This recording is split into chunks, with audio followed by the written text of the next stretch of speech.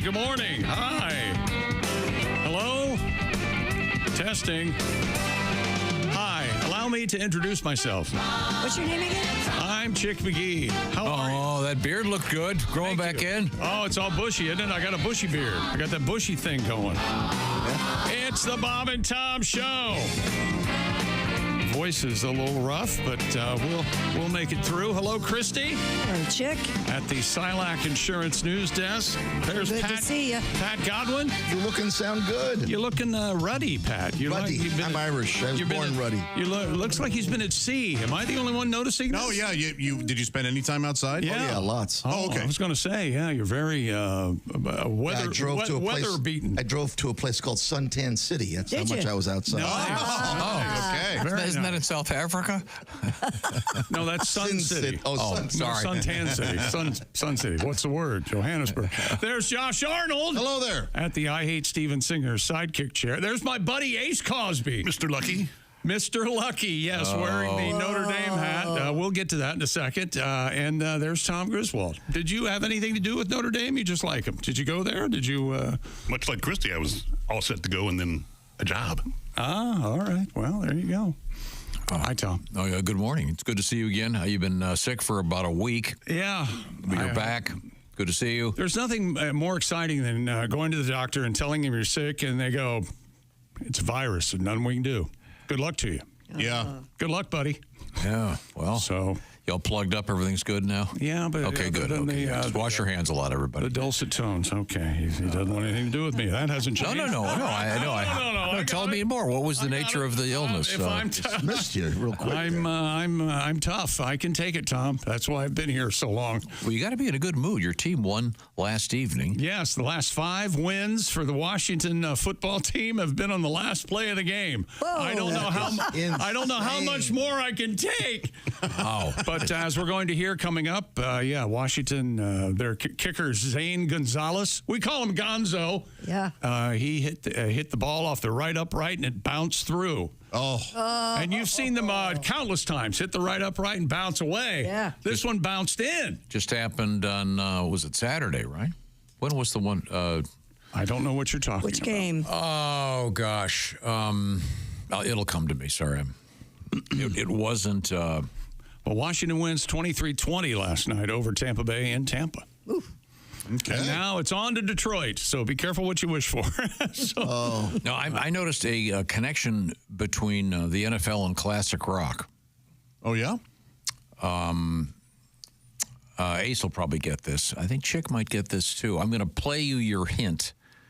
God. And Is that right? Yeah, this is an audio hint.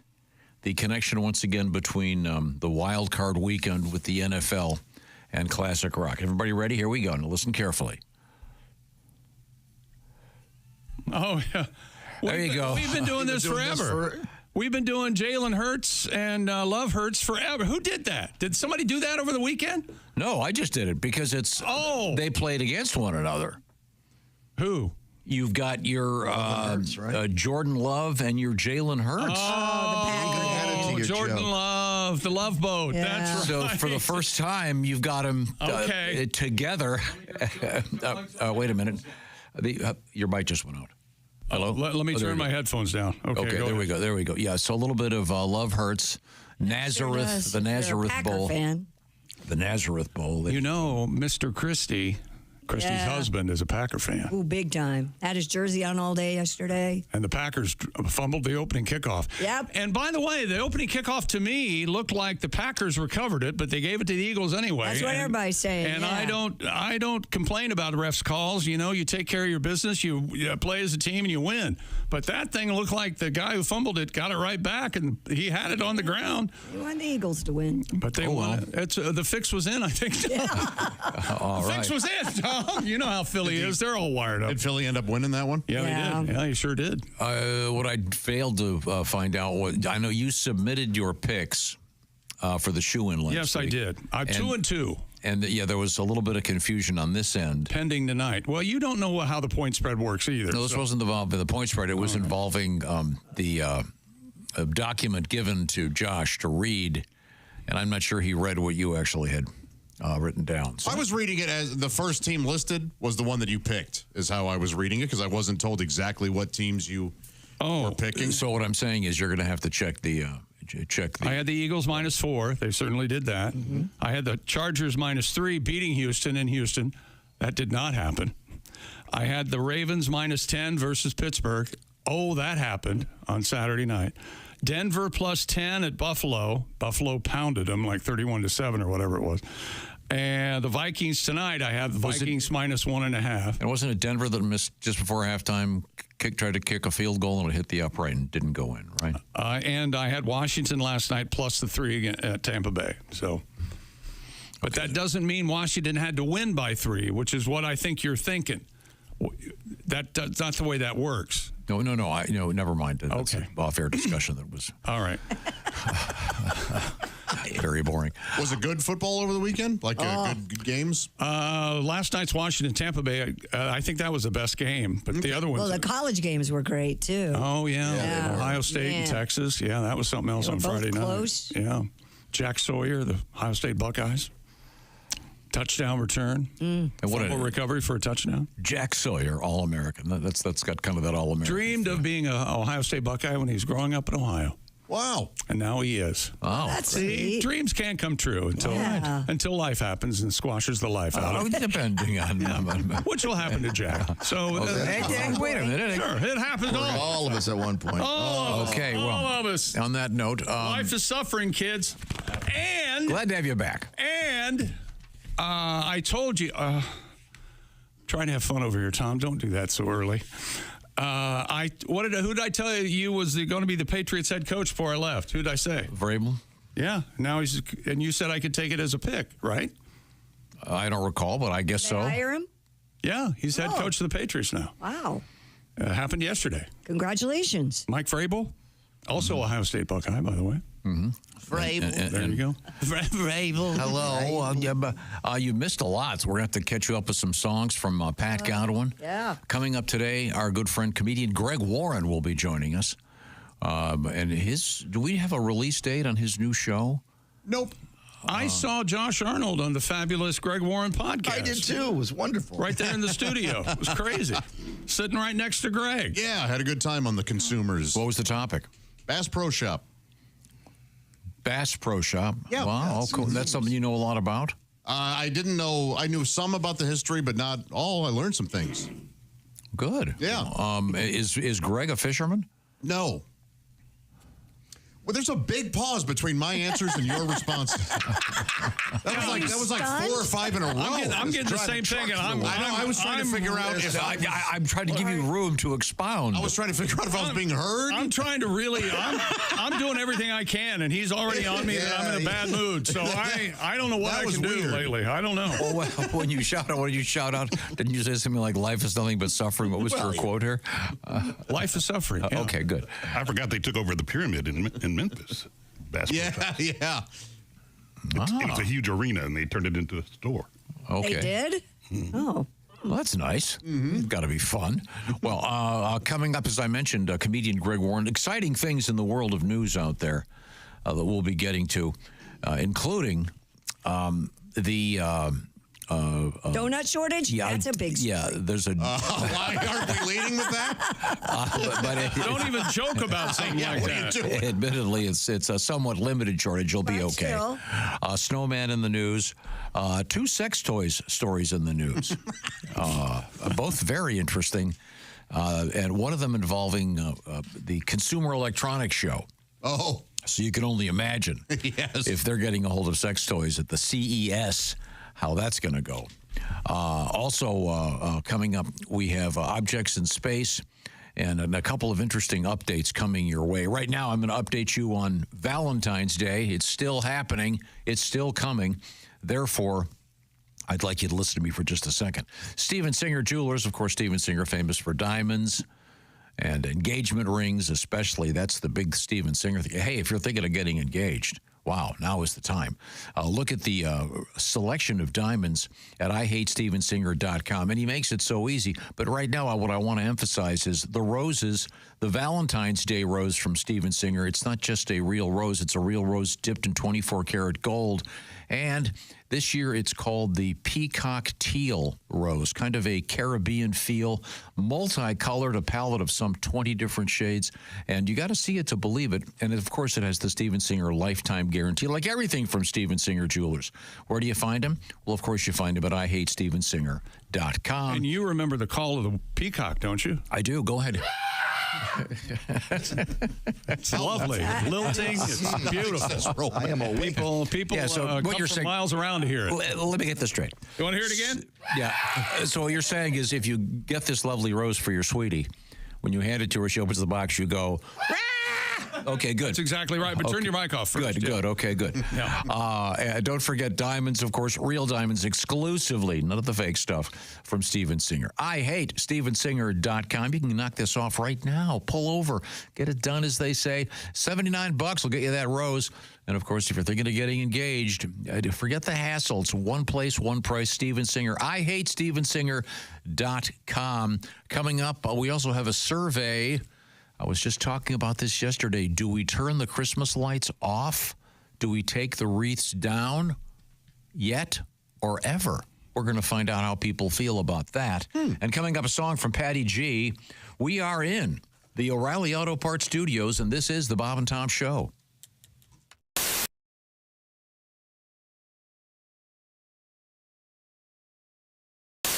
People were taking the chicken from Chick-fil-A and putting it on Cheddar Bay biscuits. Wait. Josh, what do you think? Josh is leaving right now. Josh is leaving. Okay, let's go.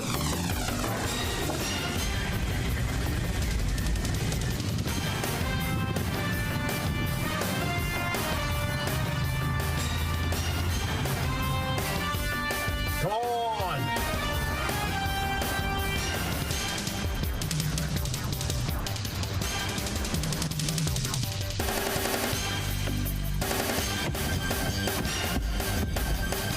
All right. You got the biscuits? Greatest day of my life.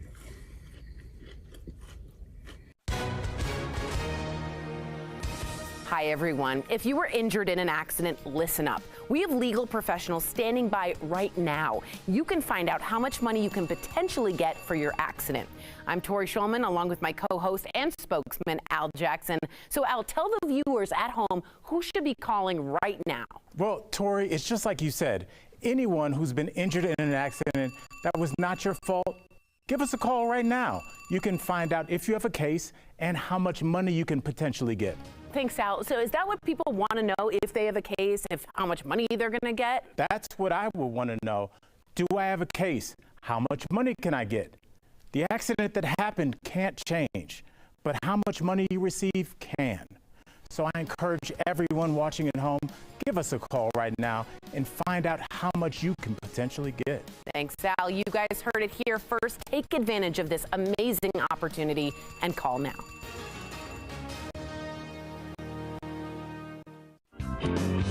It's fun watching my kids, though, a little bit. My daughter is, you guys have daughters, right? Mm-hmm. 3 years old. 3 years old. My daughter has a massive attitude. Like, it's unbelievable. It's like my wife, and I've got to believe it's, honestly, and I'm not joking about this, hormonal in some way. There's got to be something. It's just that, wait. She's cute and adorable, but pure evil. It's like the devil dressed as a young Sally Field. Oh my God! I mean, it's very difficult because my wife said, she says to my wife, "Can I go outside, Mommy?" My daughter and my wife goes, "No, it's too hot out. It's 110 in Phoenix right now." The kids don't notice that. So she goes, "Can I go outside?" And she said, no. And my daughter looks at my wife directly in the eyes and goes, "Say yes." Oh my gosh! It's starting. And then all of a sudden, Mommy's eyes stare forward, and she said, "Yes." Yes. Oh, it's say, "Can I go outside?" No. And then again, say yes. And she crosses the arms, and now she is evil. The best one was my wife got my daughter this princess puzzle, pink princess fairy puzzle, obviously a fairy puzzle. And my son looks at it and he goes, "That puzzle? That girl looks like a prostitute." Thank you. Good night, everybody. My wife says, my wife had that Kermit turn. You know, she looks at me and I'm like, she's like, where did he get that from? Like, I don't know. I call them hookers. Don't look at me.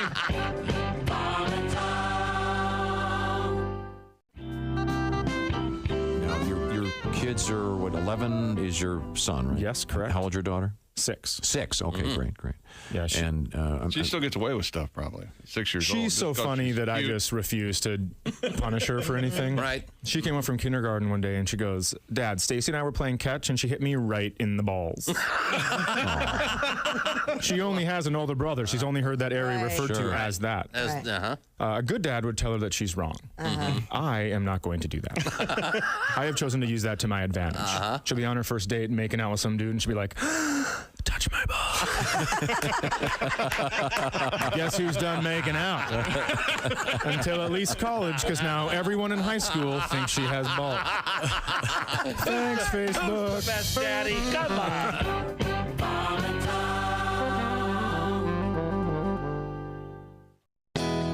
Yeah, it's Tom from the Bob and Tom Show. Thanks for watching this morning's show. To listen, just go to bobandtom.com. Check out the list for a station near you, or stream the online radio station on our website and the Bob and Tom app. The Bob and Tom Show, on air, on app, and on demand.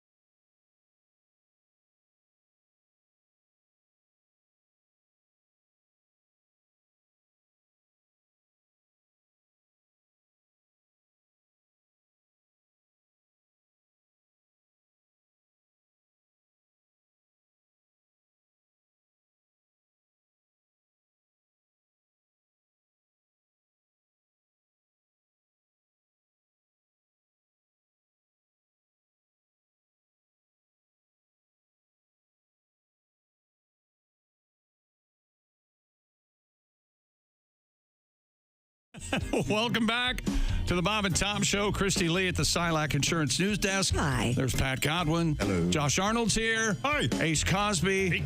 Remember me? I'm Chick McGee. And hello, Tom. How are you, buddy? Hello. Welcome back, Chick McGee. Yes, you have found yourself in the O'Reilly Auto Parts Bob and Tom radio studios. Happy to be here. Josh, your beard's getting kind of lengthy. It's getting long there. This is what I refer to as my winter's beard, and it'll be this way for a couple more months. Oh, it's very nice. Thank you. That sounds like it's right from a poem. My winter's beard. In fact, I am composing a poem now. Yeah. Oh, okay. It's an epic. It's about 312 pages so far. Yeah, that or it's one of those alt bands that it's got like a banjo and a flute and a mandolin. You just want to start shooting. Opening for Mumford and Sons. Yeah. It's Winter's Beard. Yeah. In honor of Peter Yarrow.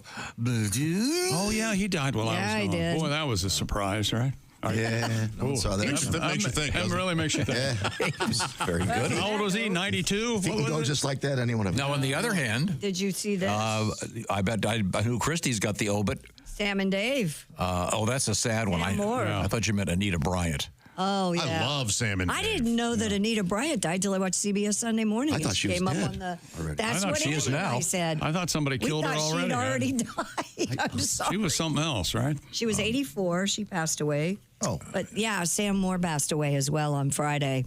He was Soul 89. Man. Soul Man. What would you rather hear? Sam Moore singing "Hold On, I'm Coming," or Anita Bryant singing "Hold On, I'm Coming"? Oh, yeah. I'm Sam Moore. Take your. That's one of my all-time favorite songs. Take your pick. Yeah. Yeah. Do you remember what pop song references Anita Bryant? Anita Bryant. Anita Bryant? Oh, yeah. She's actually referenced in a song. Anyone, I class? don't know. No. Not sure. No? Okay. Jimmy Buffett's song. Oh, okay. Which That's one? why. He goes, and I hope Anita Bryant never ever does one of my songs at the. I'll dig it up for you. She was the orange juice lady, Florida orange juice.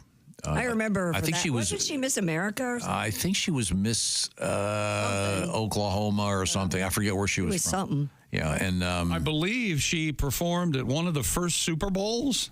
Yep. At halftime. Right. yeah. Wow. She had an insipid hit single called, I want to say, Paper Roses or Paper Flowers.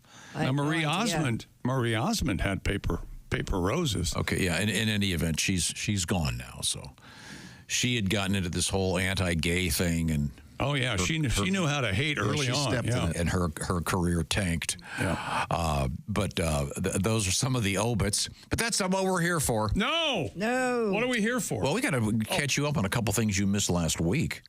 I think Is that right? Not to mention on Friday. Once again, Chick has been sick, but he's feeling a little bit better. He's here in the studio with us. It's good to see you, and let's review some of the things. All right. Things we learned while I was sick. I referred to Christy as she had a particular look, which you kind of have again today, sort of that snow bunny, après ski. I think in James Bond movies, they might call her a sex kitten. You know what I mean? Right. Is that kind of, do you think it's kind of a hot look? Thank you. Like, Who came up with that term, sex kitten? They couldn't be two different... Yeah. You don't want to have sex with a kitten, do you? No. But Christy made it. She used the phrase "sex cat" last week as a joke. I did. And that doesn't that really hit the ear oddly? Sex cat. Or she's a sex cat. Hey, she's a real sex cat. Yeah. I don't like it. Yeah, that's one of those phrases you're hanging out with your buddies and one of them says, hey, look at that sex cat over there. You go, hey, I got to get home. I don't need to be your friend anymore. I can't be your friend anymore. Yeah, but sex kitten was kind of like one of those after dark Playboy magazine words. Is that where cougar came from, you think? I don't know. That. You gotta grow up to be. You go from a sex kitten to a cougar. I don't know, but again, that's a nice look for you. It looks like you're. What is it? Hot toddy post skiing at this sitting by the fire. Yeah. It's a good look. Thank you.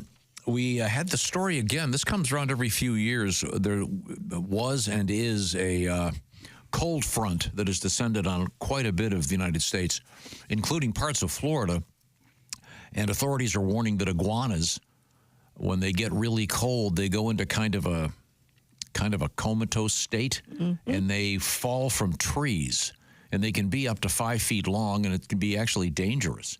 But authorities came out and said, "Hey, don't bother the iguanas. They'll warm up typically, and they'll be okay. But leave them alone. You don't have to bring them inside or anything. Hey, bring them inside; they'll warm up quickly." We found out that like you microwave them. Yeah. If I'm not mistaken, was it Josh that once actually owned 2 iguanas? Is that correct? Oskay had 2 iguanas. You just said the one. My brother did, yeah. Yeah. I'm sorry, I don't want to answer. I don't want to ask this, but I really want to know. Do we know what the names of the iguanas that Oskay owned were? You know, I think he did tell us. Was it like Mutt and Jeff? Or, Wasn't it Jack and I don't know? I don't remember. Diane. Jack and Diane. Jack I and don't Diane? remember. Why did I say Jack? Anyway, so it may be raining iguanas in Florida, so be careful out there. Just leave them alone.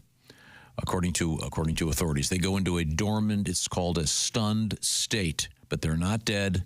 They will typically come back. They'll be okay. Dean and Jerry were the names of the iguanas. Oh, I see. Okay. Dean and Jerry. So raining iguanas. Be careful. That sounds like, as I mentioned, a bad Tennessee Williams play.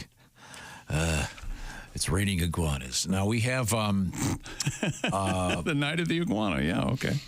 We had a story about 2 women that were lovers. They're a couple, and they had magnets. Oh yeah. Implanted under their skin so they could connect to each other. Yeah, and Right, on their hands. Yeah, on the back of thetheir hands. Yeah. So they would, literally would hook up. But I forget, what do they call that? Body modification, I believe that's called. And then if they break up, the question was asked, will they have one of them flipped over so then they actually repel each other? I was still trying to figure it out. They were on the back of the hands, is that correct? Correct. Okay. Yikes. And I don't know if that would affect would that erase your credit cards? Because we told the story of Chick McGee and degaussing his television as a child. Oh, yeah, I love doing that, yeah. I only did it once. That was an exquisite beating. Well, now that they have the chip in them, I don't think you can. I don't think the magnets would make a difference, would it? Does a magnet affect that little chip in your credit card? I don't think it does. I think it was just the magnetic stripe was the problem I don't know. back in the day. Those are all fair questions. I don't know, but the magnets in their hand. It was kind of a fun story about a fun love story, and then we asked if your refrigerator. A lot of refrigerators no longer will accept a magnet. You rich mine won't. I had to look for I specifically wanted a refrigerator. I put magnets on the front. I had to look for it. I like magnets. Then I found out that we do have Bob and Tom refrigerator magnets. Apparently, from back in the day. I had no idea. Okay, we also learned that we had a couple of very fine guests. Nick Griffin was here, and he is on the road. He's got a great special there. What's it called? Wonderful? Absolutely wonderful. We highly recommend it. And what else did we learn? We learned about perfume. Again, there's a lot of. This is fascinating to me. This is the perfume season, I guess, post Christmas. Really? Yeah, there's. I think indoors and. Do you know there's an inaugural cologne from Mr. Trump? Have you heard about that? No. I'm not kidding. Yeah, he's pitching it. He's pitching it on various radio commercials and stuff. And that pretty much sums it up. We did have a story not too long ago about vaginal magnets that were a form of therapy. Do you remember that? No, I don't remember that. They're inserted, and what are they meant to do? Well, you've heard of they're meant to treat menopause. Oh, really? Yeah, you've heard of you've heard of people wearing magnets for various ailments, on their wrists and stuff, and wearing copper. Yeah, I've heard of copper bracelets. Sure. Yeah. Well, there's also a thing with magnets. But this is a thing for vaginal use. I know that there are some people who do magnet therapy, where you go and they run magnets over your body. Interesting. No, in this case, this says several doctors interviewed in connection with. And this is essentially, how do I describe it? Underwear with magnets in it. Oh, okay. So you don't insert them. All right. Several doctors, it says here, are skeptical about magnet therapy. And they say that using vaginal magnets is a waste of money. Handy, though, for the fellas, if you have a compass. I found it. There it is. If it's in the dark. There. And if you need a compass. Yeah. Boy, oh boy. Or if you have if you have the Prince Albert down there. If you have a little hardware on your hardware. Okay. Well, that's pretty much enough to refresh Mr. McGee. I feel like I'm caught up. Yeah. Thank you. Okay. Now, Patty G, you did a couple of songs last week. Would you care to share one of those with Mr. McGee? I don't know what you're talking about, but I could put a couple of those stories together real quickly to save us all a little bit of time. Okay. Well, that's what exciting. is that? All right. That's very exciting. Fallen iguanas. She got magnets on the back of her hands. There you go. Fallen iguanas. That's it? That's it. That's it. Okay. I don't know what song you're referring to. We did a bunch of things last week. What song would you like I to could do hear? anything you Oh, want. instead of the fabulous, I think were you doing the diamonds on the soles of her shoes? Yeah, the Paul Simon thing that Tom thing hates. that Tom loves. Paul Simon, I know that. That was Paul sarcasm. Simon, but not that album, though. Yeah, that was sarcasm. Okay. I don't even know what you're talking about. Are you a fan of that Graceland? Not at all. Right. That's what we're talking about. Well, but I think your hatred of that was so famous that you would know a little bit about the album is what he was hoping for, I think. No. I know nothing about it. Well, let's move forward here. Catch us up with a little bit of sporting news. Jaden Daniels last night ran for a critical first down to set up Zane Gonzalez. They call him Gonzo's 37-yard field goal that clanked off the right upright and went through. His time expired last night, and the Washington Commanders beat the Tampa Bay Buccaneers 23-20 in an NFC wildcard game for the Washington football team's first playoff win in 6,945 days. Not that I've been counting. Wow. Daniels became the third rookie quarterback in 3 years to win a playoff game. The Commanders now face the number one seed Detroit Lions in the divisional round on Saturday night, 8 o'clock Eastern. My baby, number 5, throws for 268 yards and 2 touchdowns. And here's what it sounded like, I believe, on Commanders Radio. On the call is Bram Weinstein, and the color commentator is London Fletcher, former linebacker for Washington. The Washington Commanders off the upright, and it is in! They doink their way to the divisional round! Unbelievable! I have seen it all now. I even get a divisional doink. That, of course, was Mike Tirico and Chris Collinsworth from the NBC broadcast. Now, let's go to the screen, and you can see it there. On the left, you see Bram Weinstein leaning in and London Fletcher closest to you. This is how I listen to it. I listen to that. Into the divisional round. Snap good. Hold down. Kick on its way. Oh. It is good! The Cardiac Commanders are the Clutch Commanders. They do it again. They're punching the air. And Giant Gonzalez kicks in the door and kicks us into the second round of the playoffs. So excited. Is that their engineer jumping up and down in the background? Yeah. Yep, that's him. Yeah, they were pumped. They were That was bananas. fun. It's interesting. London doesn't say anything. He's just pumping the air. Oh, yeah, well, there wasn't any, he was very excited, though. So That's there you great. go. So now on to the Lions. Josh Allen throws for 2 touchdown passes, and James Cook, the running back, scored on a 5-yard run, 120 yards rushing. The Bills win 31-7 over the Denver Broncos. The Bills wore down the Broncos by scoring on 6 of their first 7 drives. Oh, that's that'll wear you down. Yeah, that'll wear you down. I'm worn down just reading it. And Jalen Hurts throws 2 touchdown passes in his first game since a late season concussion. And the Eagles, a 22-10 wild card playoff win over the Green Bay Packers in Philadelphia. And the quarterback for Green Bay, Jordan Love. And here we go. And Jalen Hurts. Yeah.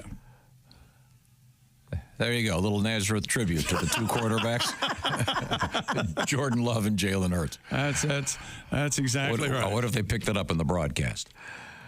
I swear I saw someone play that during the coverage of the games yesterday. They were playing Nazareth and Love Hurts. Oh, that's funny. So, and the Patriots have hired Mike Vrabel as their head coach. The move comes after Patriots owner Robert Kraft fired Gerard Mayo, and they couldn't find anyone with the last name Miracle Whip to come in as the head coach. No, they couldn't do it. They couldn't do it. So the Patriots finish at 4-13 this last season. So Coach Vrabel has a couple things. Certainly some things to work out. And those 2 Yankees fans, you remember this? The Yankees and the Dodgers were in the World Series. They interfered with outfielder Mookie Betts during a World Series game at Yankee Stadium. Grabbed his glove, tried to take it off his hand. They're now banned from all Major League Baseball games. Yeah, sounds about right. Major League Baseball sent a letter to Austin Capobianco and John P. Hansen informing them of the decision. In the letter, the league told the men their conduct posed a serious risk to the health and safety of the player and went far over the line of acceptable fan behavior. It warned that if they are discovered at any Major League Baseball property or event, they will be removed from the premises and subject to arrest for trespass. Yeah, that's good. You can't show any leniency to those 2 because otherwise you'll get copycats. And this brings up one of the most famous stories in Major League Baseball when Bobby Valentine, manager of the Mets, I believe at the time, was kicked out for arguing with an umpire. You've seen it. The manager gets tossed. Sure. Well, he came back in a mustache and sunglasses and tried to sit in the dugout unnoticed. And I guess wonderful. I guess the TV broadcast saw him in the dugout and blew the whistle on him. So the umpires came over and said, "Look, you got to. We threw you out for. You know what? We appreciate. I would have liked it if the umpire went, you know what? You put in the effort. That's right. Yeah, you can stick around. I don't know. This was so brazen. I don't know where your fake mustache came from. Do you think these guys are going to do that, though? Oh, of course they mustache up for a game. Oh, yeah. What I was going to say is, how would they know they were there? They don't ask for your ID when you go into the stadium. No, it's probably a matter of, look, you're banned, so if we find you, you're... Right. I think they just wanted to make a statement, and this is the way to do it. I don't think they're going to be checking IDs at the door, although I suppose they might put a credit card with their name in some kind of a file. don't think they're going to worry about it too much. But they've made their point. Don't mess with the players. Okay, now, Pat, I do have a song I want you to play when we come back. You got it. Okay, you got I get a heads up, I'm ready to go. You got your guitar out. Yeah. And we have a couple exciting songs coming up. We also have a very unusual story coming up. We've talked about this a little bit before in the world of the MRI. The medical procedure involving a very elaborate machine. A lot of magnet there. Loud. Have they quieted that down yet? I haven't had one for a couple years. I've never had one, so I don't know. Could quiet it down. Oh, they give you when I got one recently. They give me earbuds, and headphones. Yeah. Well, there's something interesting happened with one. We'll be getting to that coming up. Right now, I'll remind you that. January can be a little bit rough on people. The holidays, et cetera, et cetera, et cetera. Maybe 2025. Time to get a fresh start. That's what a lot of us feel that way. We have New Year's resolutions, et cetera, et cetera. Maybe think about therapy as something to help you through all this stuff. And that's where BetterHelp comes in. BetterHelp is fully online, making therapy affordable and, most of all, making therapy convenient. Right now, serving 5 million people worldwide. It's a big number there. Some 30,000 plus credited therapists are working with BetterHelp. What it's all about is doing the therapy like you do a Zoom call or even just like a phone call. The therapist is available, and you could even do texting back and forth. It's up to you the way you do it. It's up to you where you do it. So BetterHelp is all about flexibility. So write the story of your life and make it work for you, perhaps a little bit better with BetterHelp. Visit BetterHelp.com/BT Show today to get 10% off your first month. That's BetterHelp, H-E-L-P, BetterHelp.com/BT Show. Now, when we come back, we have a bunch of exciting things going on in the world of news and a couple things I forgot to update Chick on, including one you'll be quite interested in from the world of rankings. We have the rankings of the male member by country. Oh. And any preconceived notions you have about this will be correct. That's all I'm saying. They'll be correct. Yes. Okay. This is the Bob and Tom Show.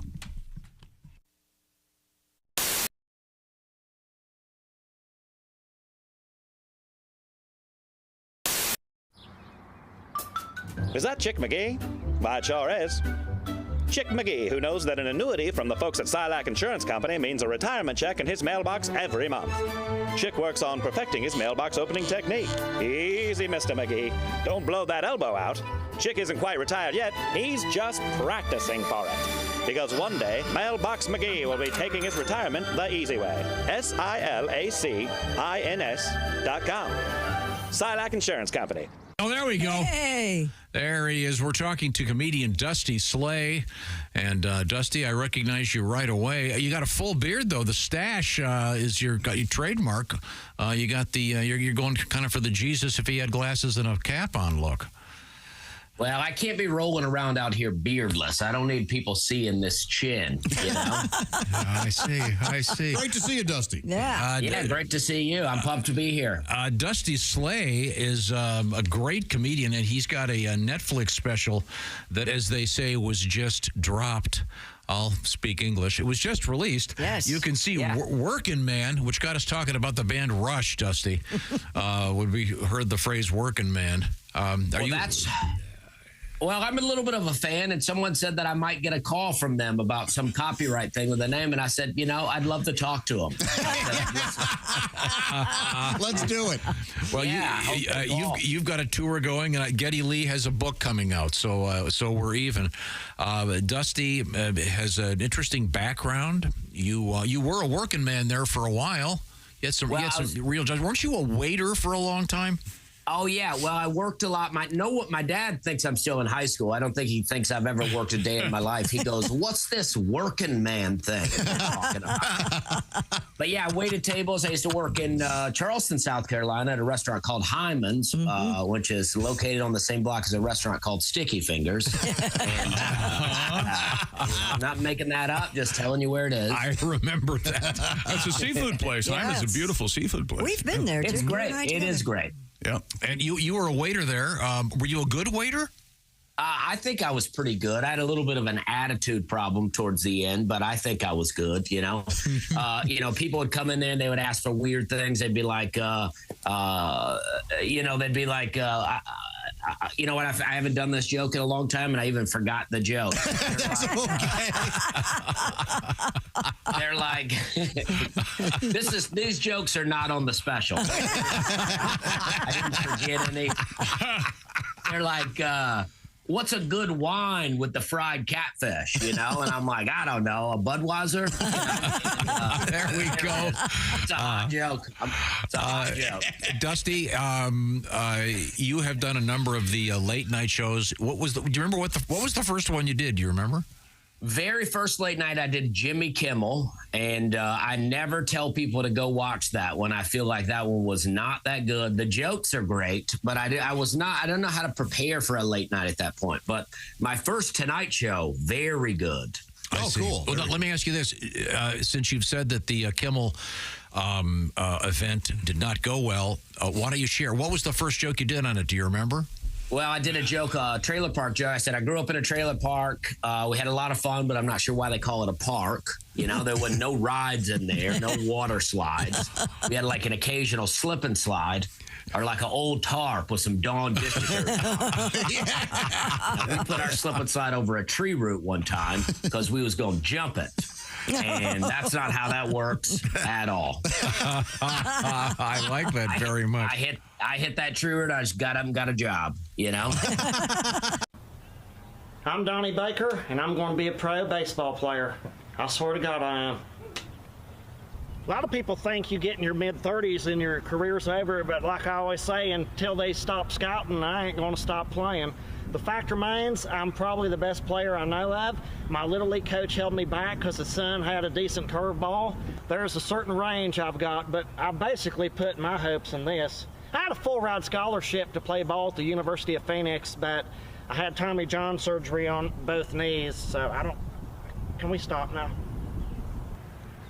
I'm also a pitcher. I can pitch. I've got what they call a rubber arm.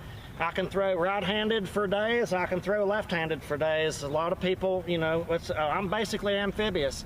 So I've told coaches before, put me on the mound. The secret to pitching for me is I like to check the runner when there's nobody on base. Throws a hitter off. I swear to God it does.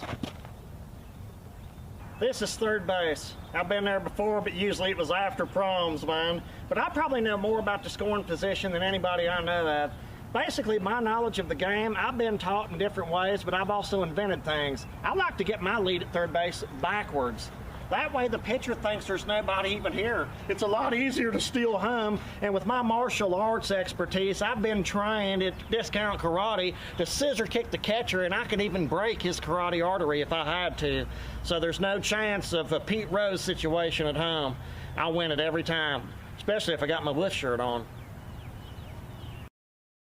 Okay, let's go see Bob and Tom. Yeah! You can't say it on the air. Trust me. Not the way you want to do it. I've been over this 100 times. If you say that, we're going to get a fine. We're not going to get a fine. The average idiot's going to perceive it as the noun. No. We can't do that. You can't say that on the air. It has no meaning as a verb, whereas my term can be taken two ways. That's why the joke has a joke. No, you can't do that. Kids, let me just ask you this.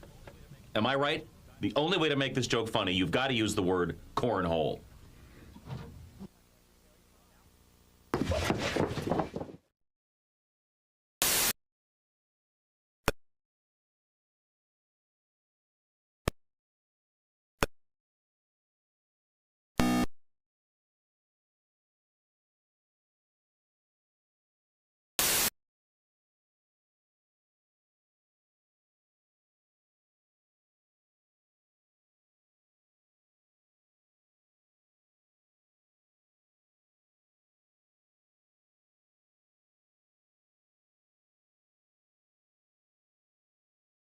Yeah, tomorrow 13. It's his witch's bra cold, I think.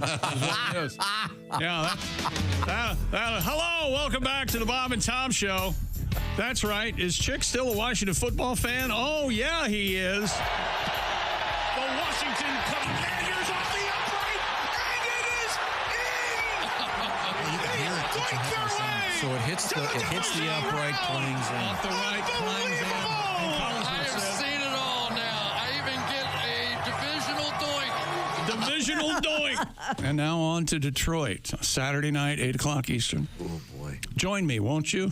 Do we have a forecast yet? Is that there's a huge cold snap? Detroit plays indoors, honey. Good. Yeah. All right. like Okay, good. And then... Do you remember a couple years ago that some reporter asked, I'm not sure who it was now, they wanted to, are you getting your team prepared to play in the elements of Detroit? And the guy went, they play indoors, man. Wow. I mean, she really built it up. It was like she'd done her homework, and it was unfortunate. Yeah. Now, That's embarrassing. And hitting the upright, I wonder what the percentage is that go in. It's the first one I've seen all year that's hit the upright and gone in.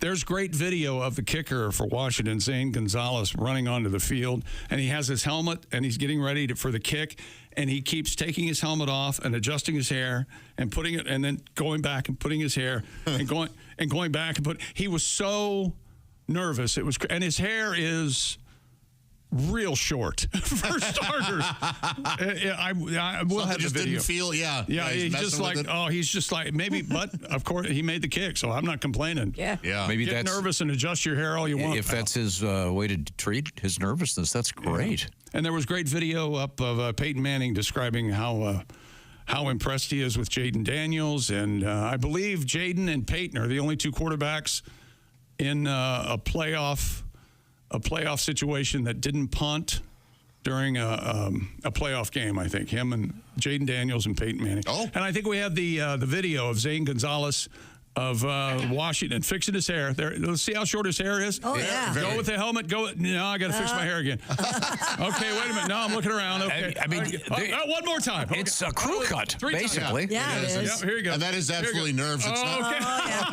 it's not the helmet feeling. Oh, my God, he's still doing it. Oh, my God. Oh, yeah. That poor guy was everywhere, buddy. He was feeling the pressure. He's Can you imagine? He's like Washington's third kicker for the season, but by gosh, he got her done. He did not call the bank, but they counted it anyway. And you say if you call bank off the post, you should get 4? No, Josh came up with that, but I'm all for it. I love stuff like that. Yeah. I love stuff like that. Well, while you were gone, we had a couple interesting news stories. Like what, Tom? Well, we had this one. This comes to us from the U.S. Customs and Border Protection Service. Oh, my. Smuggling? Yeah, they intercepted 3 monkeys at the Texas International Bridge. Oh, that's right. They were intercepted. They were smuggling in drugs. Monkeys had drugs on them? Well, 48-year-old male human being was discovered with 3 live monkeys. No, they were hidden inside. Little spider monkeys. Little cute little Those things. spider monkeys. They'll get you. Yeah. It would have been better if it had been 3 monkeys in a trench coat just walking across the bridge. Nothing for me, thank you. Did you ever see the video of Paul McCartney singing "Hey Hey We're the Monkeys" before he goes on stage? Yes. Did you finally see it? God, that's so funny. I thought you would really enjoy that. Yeah. And the Beatles and the Monkees, the Monkees were around during some of the Beatles recordings. There were no the prefab 4.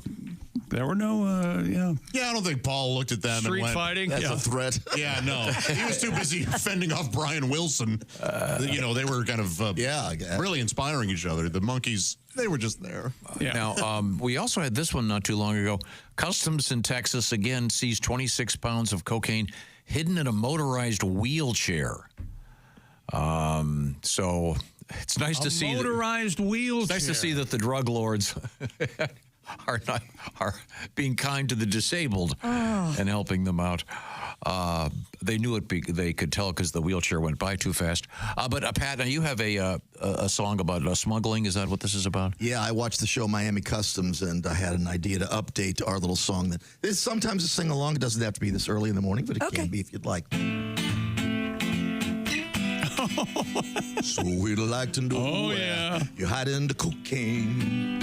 Yeah, we'd like to know where you're hiding the cocaine. Oh, there's coke in the butt, maybe coke in the butt. Bend the man over, coke in the butt, coke in the butt, maybe coke in the butt. Yeah, customs watching you since you arrived. Those Groucho glasses are a thin disguise. Oh, you're walking real funny off the plane. But your suitcase has no trace of cocaine. I tell the other agents we must inspect them. Take him in the back and check his rectum. Yeah, we'd like to know where you're hiding the cocaine.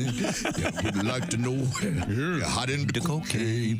Oh, there's coke in the butt, coke in the butt, maybe coke in the butt. Bend the man over, coke in the butt, coke in the butt, baby, coke in the butt, in the butt. Woo. Now, if you were doing that and the condom that was whatever it was in broke, you'd probably die eventually. Yeah, you probably would die. People, plenty have. Yeah. You'd get very high though. Before you die. Right. Yeah. Yeah, there'd be like maybe 45, 50 seconds where it'd be like, really good. I don't know. Maybe. Because, I mean, you've got the folks that do the enemas with various, alcohol enema, wine enema, etc. You get high without... Tampon soaked in vodka, things like that. Without that pesky wine breath. Yeah, no purple teeth for that guy. Oh, wow. Yikes. It's all out there. Coming up, we're going to update Chick McGee on the length of the male member. We have male members in the news in an odd place this morning. And coming up in sports, you think Shaq's tall? I do think he's tall. Yeah, I do too. Well, Shaq met somebody over the weekend. Wow. Taller. We'll be back. Wow, we'll look forward to that. We'll talk about it. We are in the O'Reilly Auto Parts Studios, and this is the Bob and Tom Show.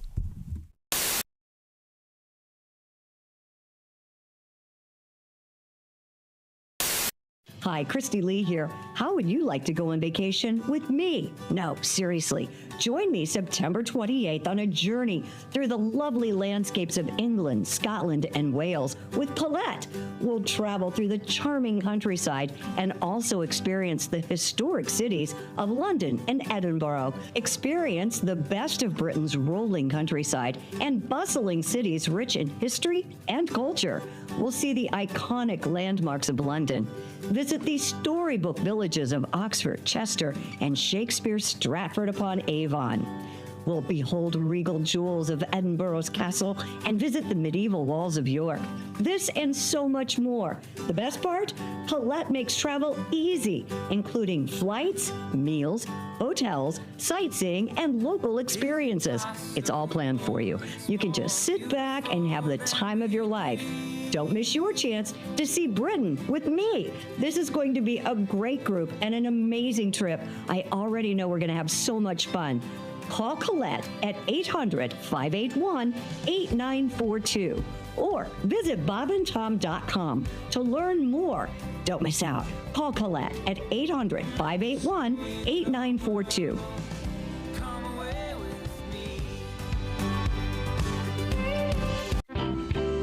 The Gores just got divorced. We know Paul McCartney went through the worst divorce in history. That's true.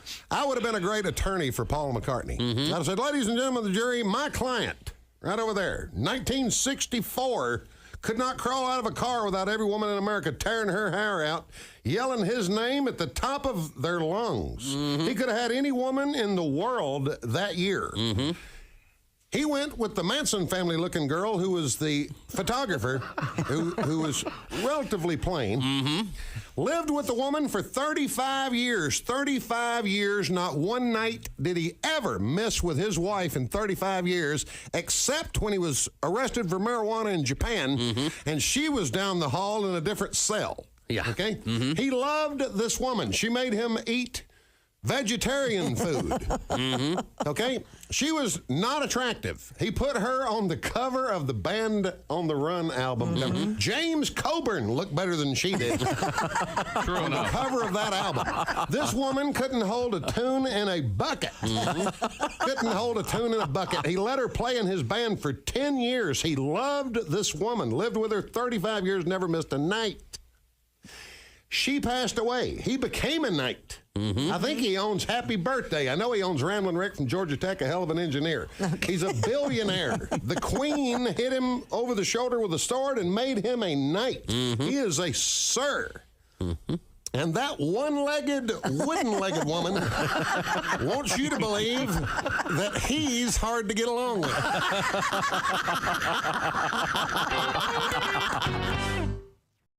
Hi, everybody. Christy Lee from The Bob and Tom Show. Miss some of the show? Become a Bob and Tom VIP and subscribe to the audio and video podcasts. The Bob and Tom Show, on air, on app, and on demand. Yeah, how about this, Bob? Red or black? That would split it up. Black. It's a black card. Okay. Chick, would this be a club or a spade? Club. Club. See, look at this. See, we're narrowing it down. Now we're down to 13. Would you say a high card or a low card? High. High club. That'd be like 7 and up. All right, Tom. Yes. If it's a high club, it's a 7, 8, 9, 10, jack, queen, or king. Jack. It's the jack of clubs. Oh, You'd jack. say this is pretty fairly chosen. Now, yeah? you're not touching the cards. I'm not touching it's been there the whole time. The cards are sitting in a little box. Jack of clubs. Jack of clubs. So when we drove in today, I was sitting in the car and I took one card out of the deck. Right. And I'll do this really, really slow. You can kind of let them know. Justin is holding all of the You'll cards. see one card in the deck is turned the opposite direction from all the rest. Yeah. One Are you card. kidding me? Card. And that one card is... The Jack of clubs. No way. Okay. Get a card. Get this guy out of here. Weird, right? Hey, we're a witch. Hey, wait a minute. Witch. Where are my car keys? Hey, can you fix Justin? We need a magician. Can you fix Chick's computer? Witch! Oh my gosh, you're just in time, Justin. It only plays Steve Miller. Yeah. Uh-oh. Are you kidding me? Weird, right? Yeah. We have to.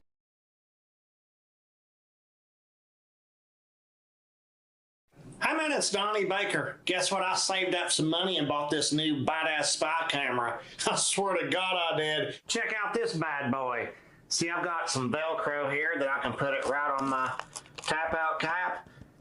Keep it right here on the side. Nobody would ever notice. They'll just think it's like a pacemaker or inhaler. Plus, I've got full coverage connected right here to my pager. So between these two things, I'm basically like a Navy SEAL or a coal miner. Except now my head's above water. Check this out. Hey, Chloe, I'm Donnie Baker with the Bob and Tom Show. I'm one of the sound guys. I need to put one of these lavender microphones on you just to make sure you can run this anywhere you want to. I'm a big fan of 24. Hey, is Martin Sheen's son really full-blooded Cherokee, or is that just a rumor or bourbon legend? Is that...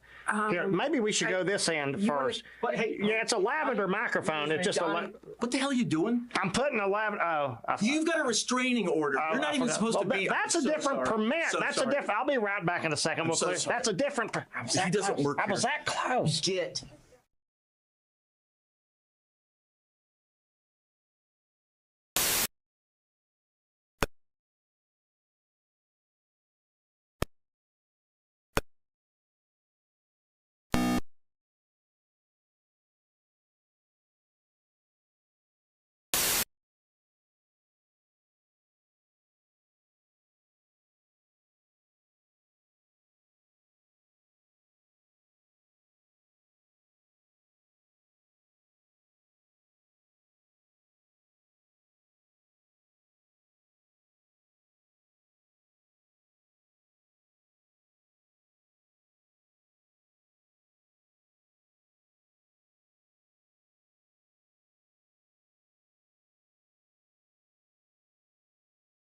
We'll do it 9 to 5 today.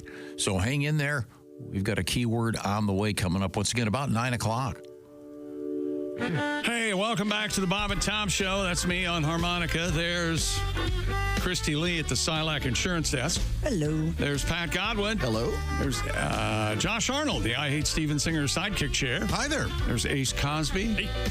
I'm Chick McGee, fan of the Washington football team. Hello, Tom. How are you? Your team did very well. Once again, how many games in a row have they won in the last couple of minutes? 5 on the last play of the game. So exciting. We're at 5. That's great. I don't know how much more I can take. Now, we had a visit recently from comedian Dusty Slay. I bring it up because Dusty's tour is about to get underway. He'll be in Pensacola coming up on the 18th.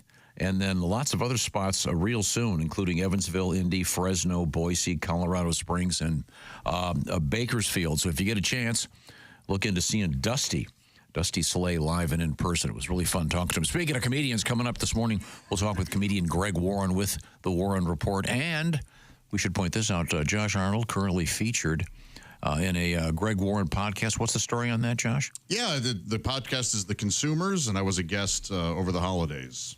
It was a really good time. And the topic was? Bass Pro Shop. Okay, so find out about the Bass Pro Shops with Greg Warren. It's fun.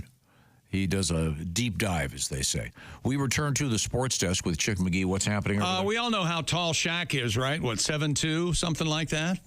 He's real tall. Well, he bumped into Oliver Rue over the weekend. Oliver is 7'9".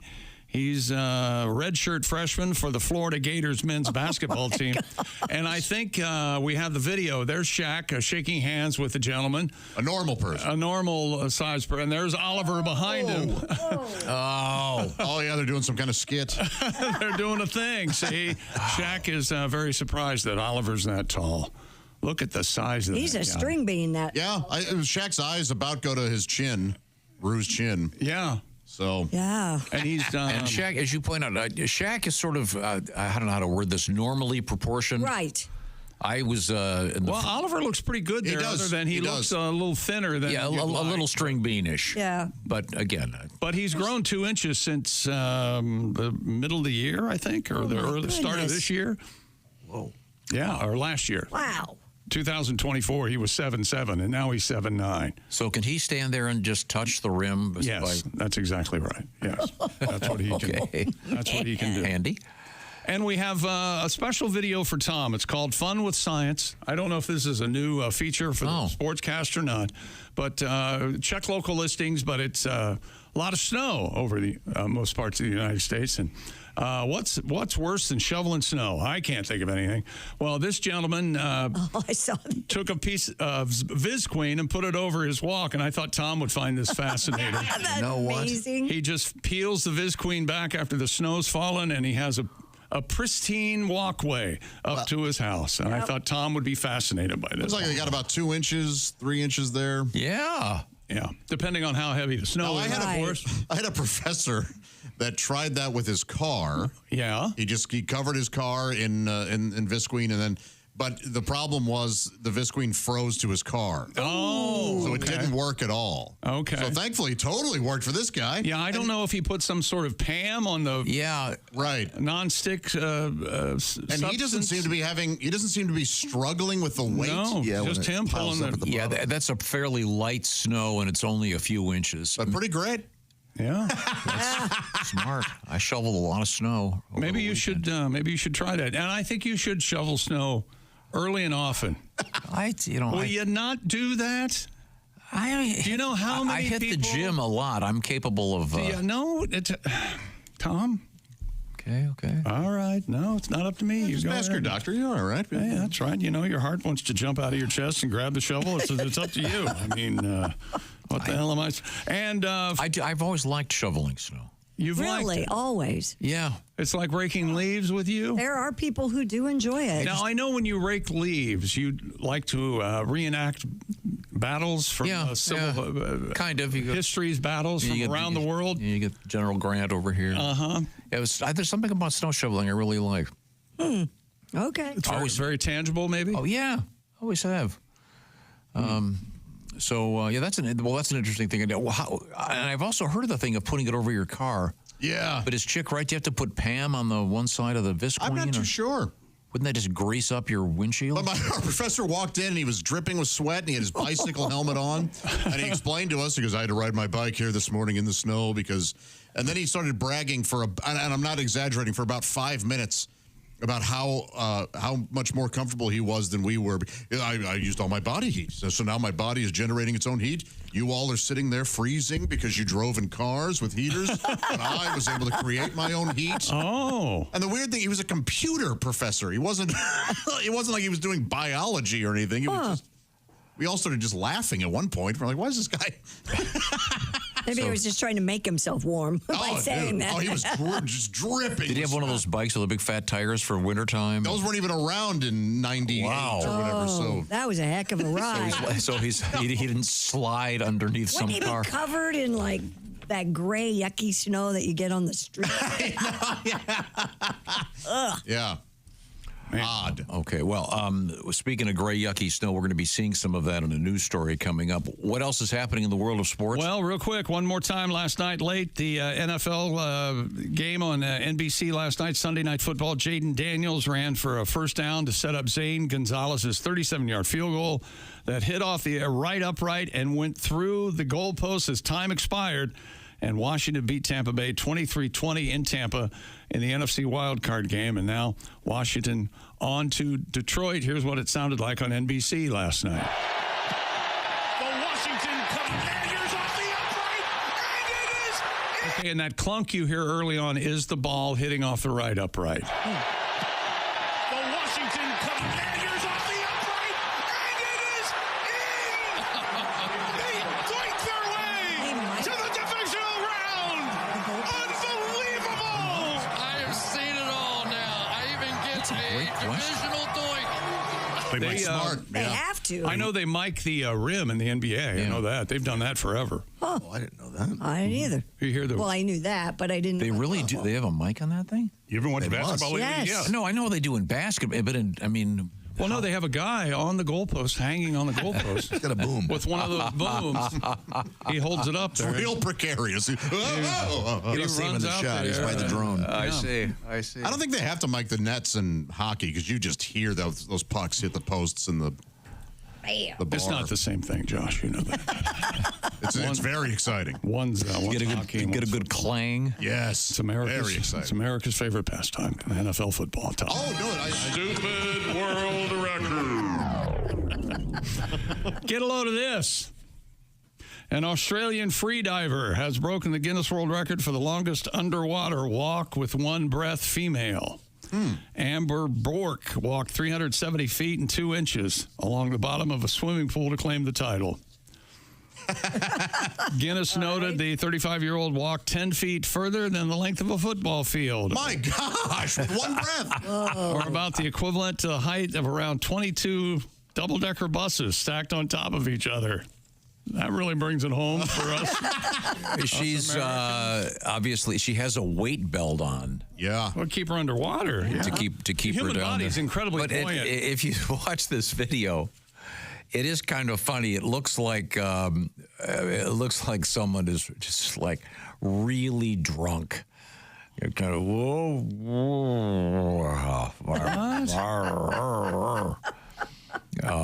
man, it's great though. I imagine it's like an Olympic pool. It's not one. Yeah. In somebody's backyard where she has to turn around. navigate that downhill, uphill. Oh, yeah. It's great. Good for her. And now, I don't know what the male record is, but I'm sure it'll be interesting to find out. So one of these days we'll find out. I'd like to see the record for the average smoker. I can't hold my. Ugh. I wonder if when you're done, do you have to eject the weight belt to get up quickly? I don't know how you hold your breath that long. Yeah, that's tough. Did Tom Cruise I cannot hold my breath very long. Hold his breath for a crazy, doesn't he? While going down with Nicole Kidman, yeah. Oh, for eyes wide shut, nose shut. Yeah, that's got to be something. Tom Cruise held his breath for 6 minutes underwater while filming a scene in a 2015 movie Mission Impossible. 6 minutes. 6 minutes. You know how maybe there is something to that Dianetics. Yeah. Wow. There has to be something to Dianetics. You think they're raising fish people? Yeah, they've got fish people teaching you how to breathe underwater. If they've got fish people, we don't have a chance. Land and sea and. I'm trying to see does it say how long she was underwater? I don't see it here. I'm not participating in this world record anymore. I'm a conscientious objector. Okay, well that's pretty amazing. Now, is that sports? And they had she had a weight belt on. Do you wear a weight belt when we were scuba diving? Weren't we scuba diving? Yeah. We wore a weight belt and all that. That was kind of cool. Remember that? Sure. Yeah. Sure. Yeah, we had to get tested. Yeah. tested for scuba diving. Yes, tested for scuba. They didn't do like well, you have syphilis. Before you get in the ocean, got to make sure no AIDS, no gonorrhea. You know, the big ones. Boy, he really went big. I was just going to syphilis and I'm not one to shy away from an AIDS reference, but man, right. Well, that's what the phrase "Have you been tested?" That's what that used to kind of. He's right. Back in the day. Sure. Yeah. Well, that doesn't make it right. if he's right, that doesn't make it right. Okay. That's sports. Yes. Okay. Thank you very much. Okay. This portion of the Bob and Tom Show is brought to you by our friends at Simply Safe. That's right. We even have Simply Safe here at the Bob and Tom Studios. You enjoy the same peace of mind I do every day at my home. I have Simply Safe. The Bob and Tom Show listeners get an exclusive New Year's discount with Simply Safe, 50% off your new Simply Safe system when you order today at simplysafetom.com. Traditional security systems only take action after someone has already broken in. That's too late. Simply Safe's Active Guard outdoor protection helps prevent break-ins before they happen. The AI-powered camera is backed by live professional monitoring agents, monitor your property and detect suspicious activity. If someone's lurking around, lurkers, they're the worst, or acting suspiciously, agents see the lurkers and talk to them in real time, activate spotlights, even contact the police all before they have the chance to get inside your home. No long-term contracts with Simply Safe or cancellation fees. Monitoring plans start at around $1 a day, and 60-day satisfaction guarantee or your money back. Named Best Home Security System by U.S. News and World Report for 5 years in a row. Start the year with greater peace of mind. Visit simplysafetom.com to claim 50% off. New system with professional monitoring and your first month free. That's simplysafetom.com. There's no safe like Simply Safe. It was a big week in Vegas, the Consumer Electronics Show, and among other things, they have a sex toy display with some very exotic and high-tech sex toys, and there's some concern about them. We're going to find out what's happening there. We are reporting from the O'Reilly Auto Parts Studios. This is the Bob and Tom Show.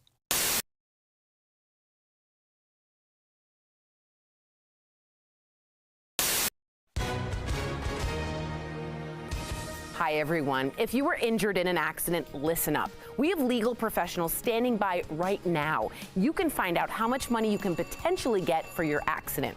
I'm Tori Schulman, along with my co-host and spokesman, Al Jackson. So, Al, tell the viewers at home who should be calling right now. Well, Tori, it's just like you said. Anyone who's been injured in an accident that was not your fault, give us a call right now.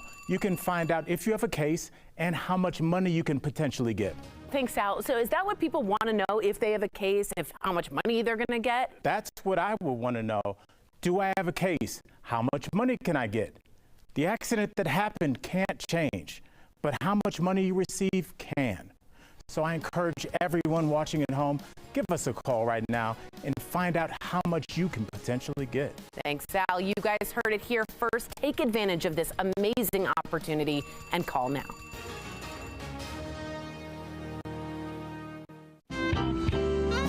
From what we understand, the art of the vajazzling begins with a waxing. Is that correct? Yes. How much preparation have we had so far? Has the Well, she's gotten a Brazilian. Oh, okay. She's done that already. We didn't do that here. Okay, good. No, we didn't do that. Prove it. Marianne. the epilation has already taken place? Yes. And when was that done? Yesterday. You can go as low as you want to go. Or as high as you want to, right? For today's purposes, we're going a little bit above the panty line. And presumably there's some kind of glue used? Yeah, we're using eyelash glue today.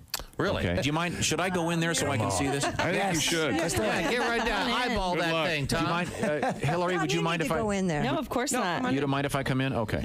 Yeah, All right. we need It's you. better than you pressing your face up against the window. Licking the window. Tom is heading in. The ladies from the Naked Monkey are about to. He's going to pet the monkey. What design are we doing today? We're doing the Bob and Tom logo. I'm attempting the. Are you really? Is that right? This is really nice. Now let me try to describe this so you can see. Above the panty line, a number of sort of are these rhinestones? Yes. Yeah. Rhinestones are those already glued on? Yes. They are, yeah. They're glued on in kind of an arc, and then she already has the word Bob above the panty line in little teeny rhinestones. Oh, really? And Very Tom, nice. all right. So she's pretty fast with this stuff. Wow. She's Very good. So have you noticed an upsurge in popularity and having Since this Jennifer on? Love Hewitt? Well, actually, just since you guys started talking about really? it. Nice. Okay. The T in Tom is not cooperating. Well, of course. What a surprise. What are the odds? That's right. Oh, my gosh. Guys, do you think it's a good idea? Well, I need to see the finished product. But I think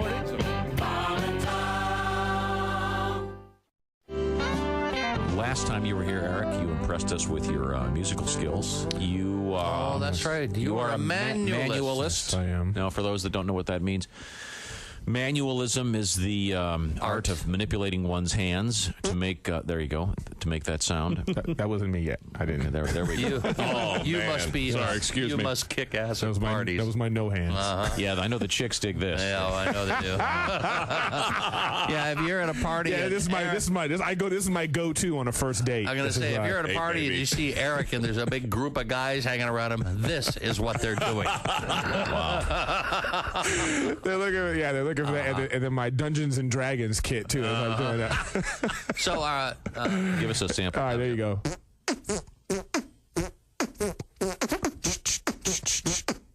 Very nice.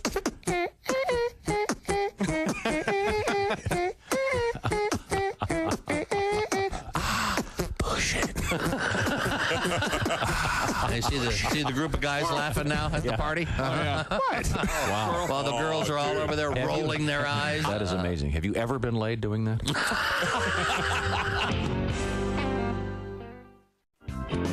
I watch a lot of news. By the way, my favorite news channel is CNN Headline News. Is it? Because there's no segue between stories. They go from polar opposite A to B with nothing in between. Yeah. And that's what the future looks like with a nuclear North Korea. Coming up next, a boy in Pittsburgh collects nickels. It's like the news for people with ADD. We're all gonna die. Hey, a horsey. Squirrel. But these are some news stories that I noticed over the past several weeks. Could I share some? Sure. A woman in England pled guilty to disturbing the peace with her noisy lovemaking. Yeah. Well, she said guilty, but you could totally tell she was faking it. Sure. A company in Ireland created the world's first ever green technology vibrator that's powered by winding it up. Which means basically it's a Jack in the Box.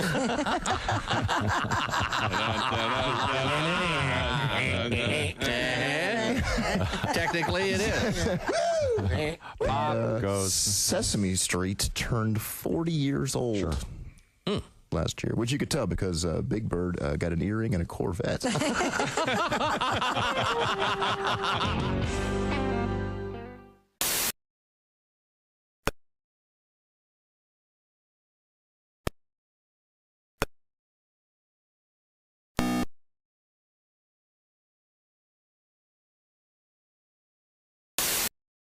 Clock. Hey, welcome back to the Bob and Tom Show. Christy Lee at the Silac Insurance News Desk. Hello. There's Pat Godwin. Hey, Chick. Josh Arnold is here. Hi, Chickster. There's Ace Cosby. I'm Chick McGee. Hello, Tom. Just looking ahead at some of the There you go. our artist friends that are on the road. And that would include Haywood Banks. He's in Ann Arbor this Saturday night at the Arc. By the way, you have to go in by 2. Yeah, you want to. No singles. Tickets will be sold. I'm sorry, sir. Saturday night in Michigan, huh? That's correct. The Lions are in playoff Saturday night, 8 o'clock. Good luck. Well, I think what do they call it? The Venn diagram. I don't know. Of Haywood fans there and NFL might be fans. A lot of Lions fans, a lot of Haywood fans. It is tough. That's a tough. Wouldn't it be great?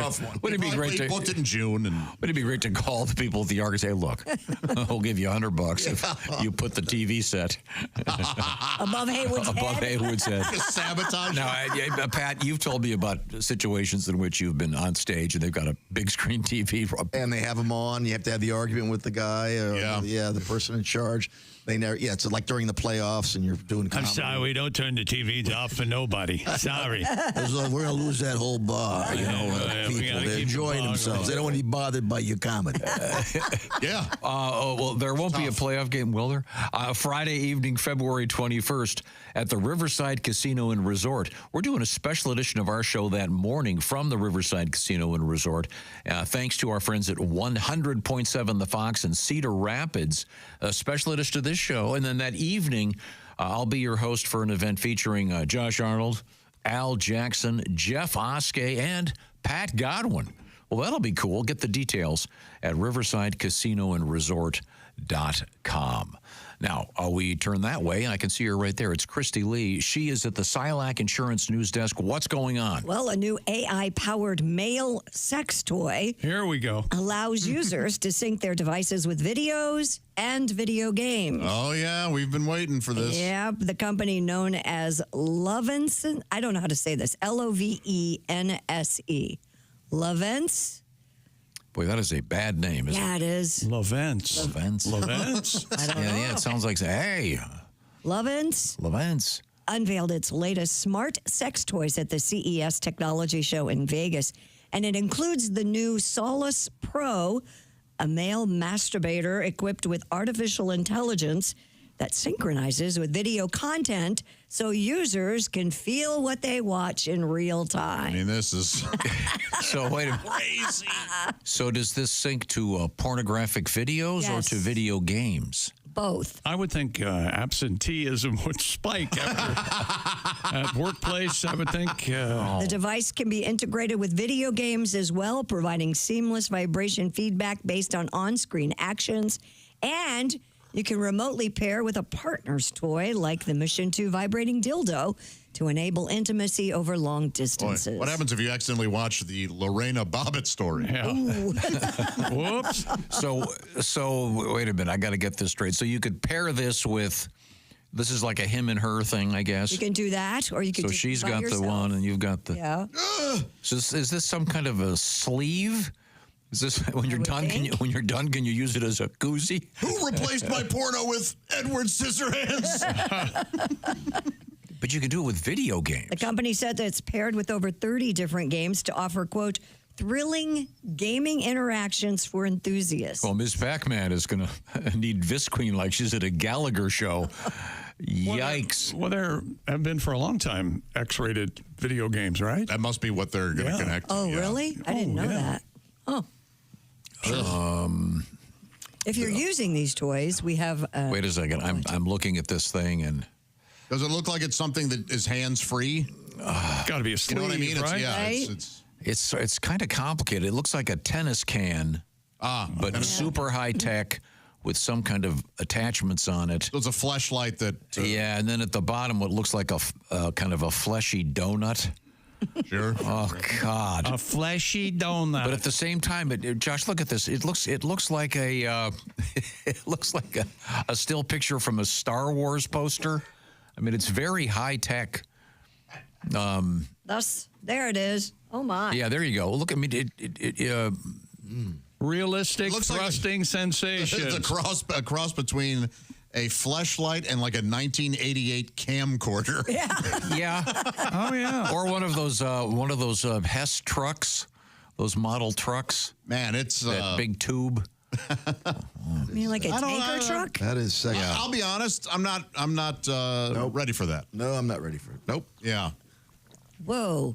Not ready for it. Well, I've never been a fleshlight guy. You wouldn't be a part of the beta testing, anything like that, huh? I don't. I'm not a male masturbator user. You don't need devices. No, I've never really been into that. I don't. Just your He'd hand. rather sink his own device deep. Right. Yeah. Don't you want tech to stay out of porn? Really? Well, there are a lot of people though that are lonely that might enjoy this kind of thing. Yeah, but boy, that's. I mean, this is going to cut down on productivity. You think the men's basketball tournament cuts down people working at the the until the Jack-U-Tron is in every house. Yeah. Well, experts are warning They were going to use Jack-U-Tron, but it was taken. I'm guessing that. I think there's a poor guy out there named Jack-U-Tron. Gosh, I hope not. Boy, me too. I hope not. Go by John.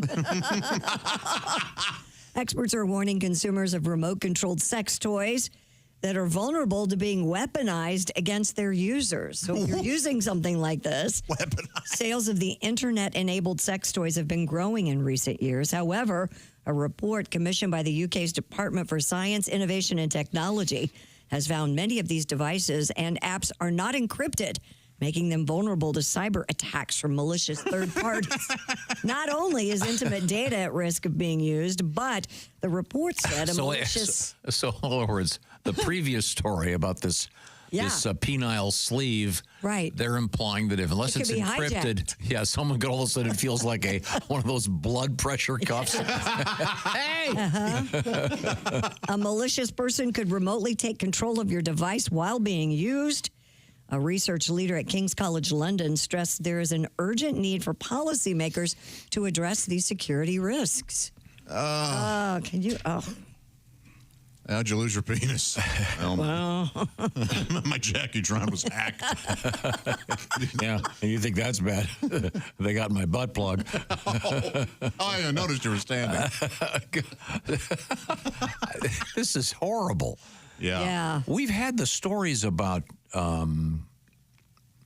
the devices like this that you can go on Wi-Fi and control them. Right. Like you said before, this is one of those things. For people that have long-distance relationships, maybe. That's kind of fun. I think that's fun. Right. Yeah. But they're saying that if someone could hack into that and... Right. Yep. Would they know who The you guy were? in China would be having a hell of a time. Some bored kid in Russia. Yeah. Yeah. So, well, I'm going to get this guy. I'm going to get this guy. He thinks his Wi-Fi sucks now. I'll wait till his Wi-Fi starts to suck. Yeah, I'm staying away from those things. Pat, do you have any interest in those? Zero. No interest at all. Yeah. There's not...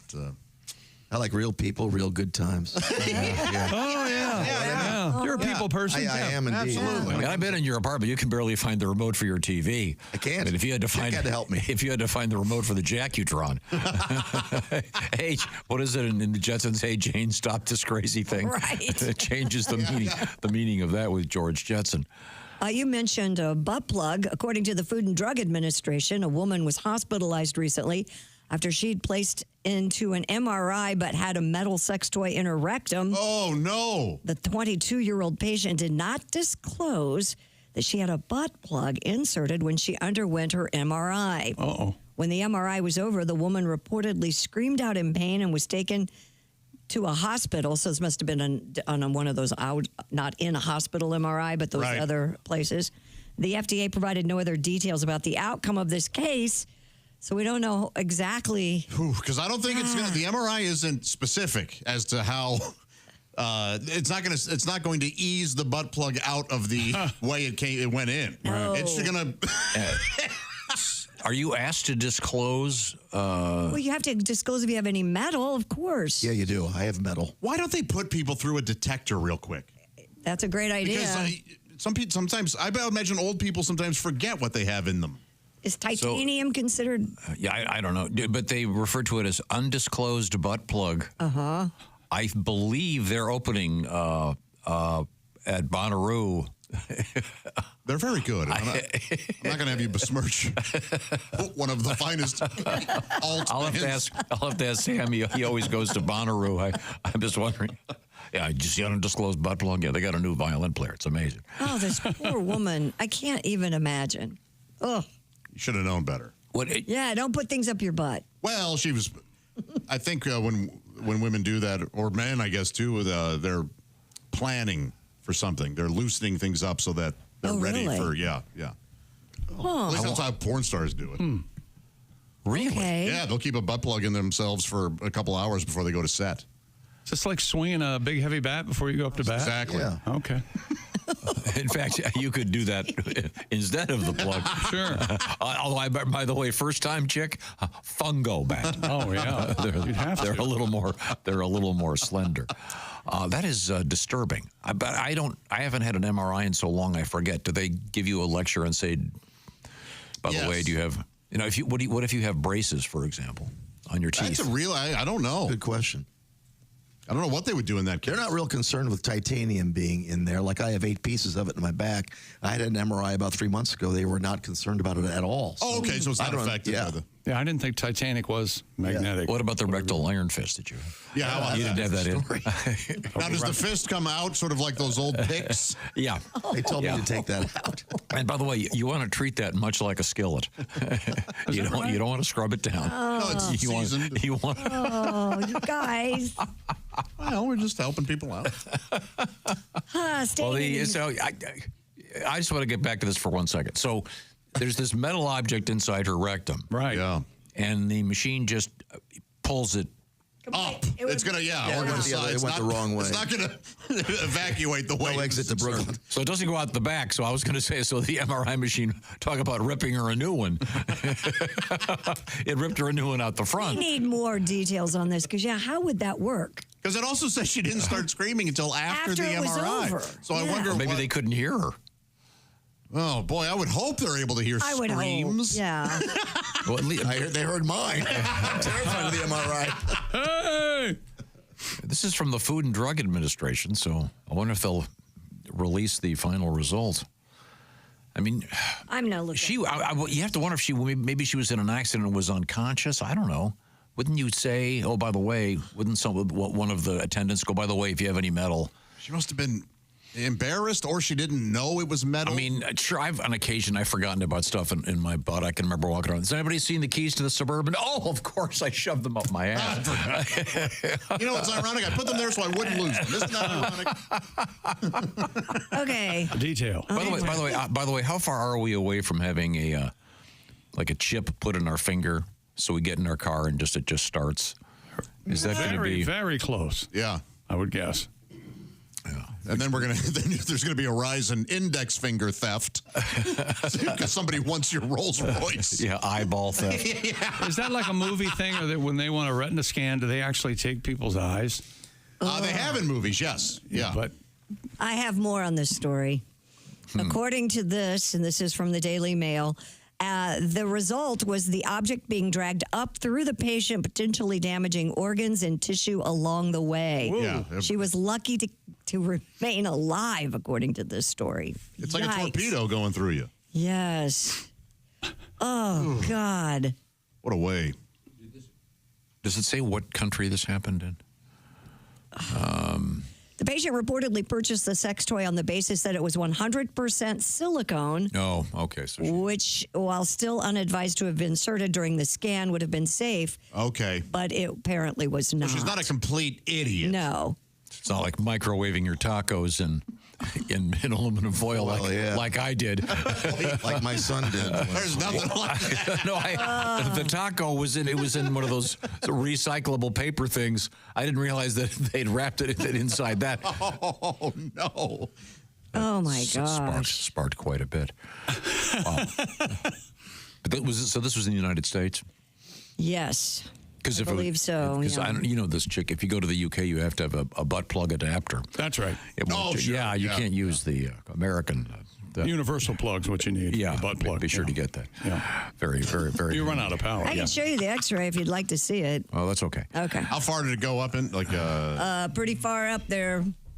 It looks to be, it's like almost to the small intestine. Like it looks like it went through most of the large intestine. Yeah. Wow. Yeah. Looks like one of those little rockets you'd put a cap in and throw in the air, and they'd turn around, land, and explode. Yeah. God, I love those. Man. Did you really? Oh, those were great. You can tell it stopped at the liver. You can see that it's jammed up against the liver. That is brutal. You want to see? Okay. I don't know why. Yeah, those cap rockets or whatever they got. I never got a lot of. Oh, I love those. Right. Yeah, I liked it too, but it was just one pop. Yeah, and they were heavy. Yeah, but it was fun though. They'd heave them up in the air, and they did get out of the way. Hit you on the head and crack. Okay. Once again, this show coming to a special edition of the show coming to you live with our special guest DJ that morning, Al Jackson. It's going to be Friday, February 21st at the Riverside Casino and Resort in Riverside, Iowa. Our hosts, 100.7 The Fox in Cedar Rapids. Hope to see you there. And by the way, that night, a special comedy show. I'll be your host with Pat Godwin, Josh Arnold, Al Jackson, and Jeff Oskey. This is going to be fun. Yeah. Once again, we'll be starting that show locally at 5 a.m. Central Time, and you can come. It's a free general admission for the morning broadcast, by the way. So hope to see you there. The information's available at riversideCasinoandResort.com. Once again, we hope to see you there. Christy Lee, what's coming up? Coming up, we have a disgusting, obscene snowman. How long do you keep your Christmas decorations up? I was just thinking about this on the way in. Because there's a beautiful display up here on top of the hill that I enjoy so much. And I was thinking, I wonder how long they're going to leave that up. And another woman has found out that she's not allowed to leave them up for a certain amount of time, according to her city. Not allowed. Yeah. Yes, there's a time limit. Government. Are yours up still? Mine, no. Mine are not. Mine are up. The wreaths are still up. The lights are still on. Oh, you got to get on that. Yeah. That needs to come down. Real Can you leave them up and not turn them on? Is that... the lights, yes, I can unplug the lights, certainly. We were talking about it yesterday, and a bunch of my neighbors, they're still on. Really? So it wasn't yesterday technically the 12th day of Christmas or something, technically? Yesterday? I don't even know. Yeah, I'll have to look that up. There's some... January 12th? I don't know. So the first day of Christmas starts on the 1st? Yeah, that seems weird. Doesn't it? First day of Christmas would be the 25th, wouldn't it? Well, depending on what heathen religion you follow. And we'll get to the bottom of that. I'm tired of you besmirching my voodoo practice. I like the lights. I kind of want to leave them on. Okay. We'll see. Well, yeah, I gotta turn them off. Are they just white lights? I bet. Yeah. Yeah, you seem like a white light. Nice, clean No, white the 12 light. days of Christmas are December 25th through January 6th. Well, that may be in the United States of America, I think. I don't know. Of course, it's the Epiphany. Of course, yeah. All right. As everyone knows, Bahamian Thanksgiving. as everyone knows, in the Holy Land. What are you doing? I'm not sure. All right. Just scrambling to get out of this. We have a song coming up from Mr. Pat Godwin. I'm very excited about this, Pat. We have an interesting thing in the news that I think will get you wanted to go. Also, we have booze news, of course, that also intersects in the world of space. And we have... one small step for man. One big stumble for me. And we have something falling from space. Almost hit somebody. Yeah, there's a lot of stuff dropping in from space. Most of it burns up, but not all of it. We'll find out what that's all about. This is the Bob and Tom Show.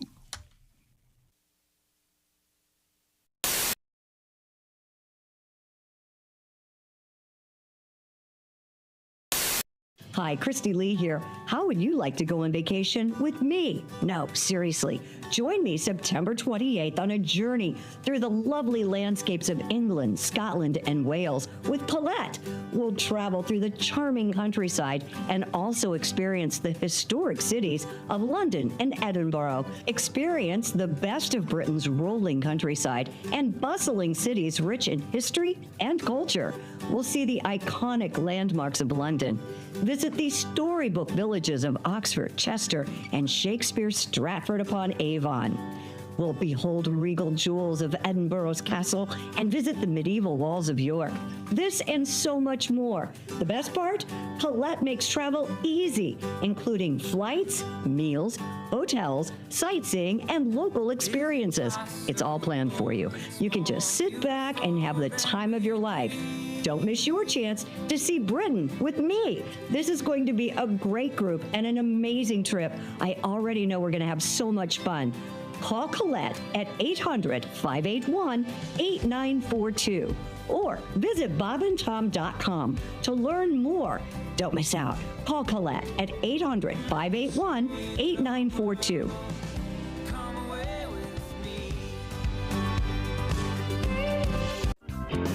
This is a song so girls don't get anorexia.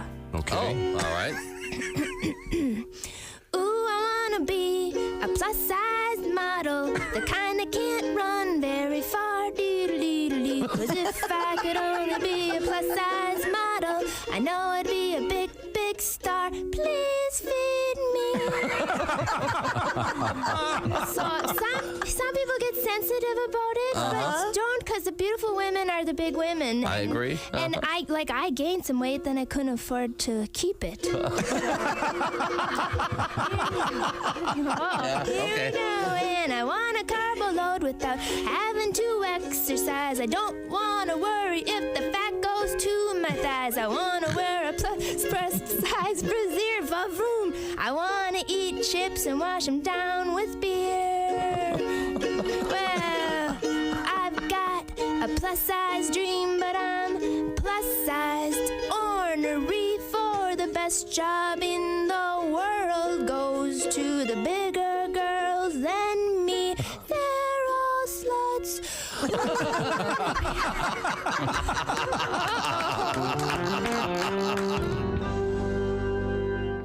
Larry, the cable guy. Larry, good morning. It's good to see you. But I got to tell you, I had a horrible nightmare Last night? last night. Really?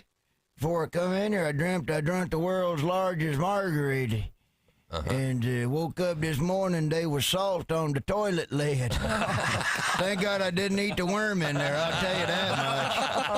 I tell you what, I was madder than a skinhead watching the Jeffersons. I tell you what. Paul, you kind of came off the road as a comedian many years ago when you started doing the TBS show. How many?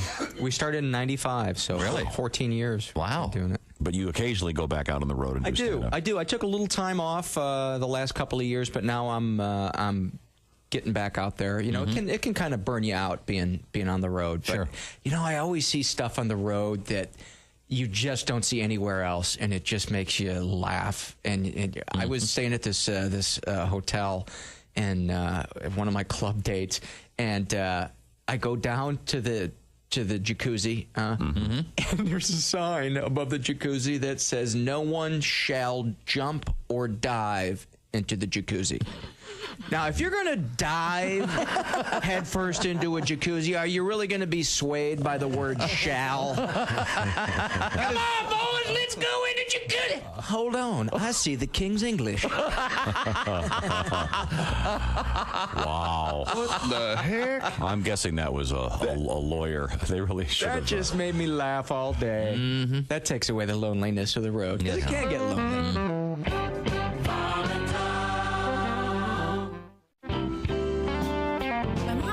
This new game over the holidays. You might want to try it yourself. It's called Joy Whack-A-Mole. What happens? I bring up something that I'm happy about, and then she comes in and slams it down before I can ever feel too good about what's going on. I see. Okay, all right. I told her, Mom, my friend Amy had her baby. Oh, that's great news, honey. It's not the greatest news for the 600,000 kids in foster care, but if she wants a fresh one, everybody wants one that looks like them. Mom, I'm doing a show tonight.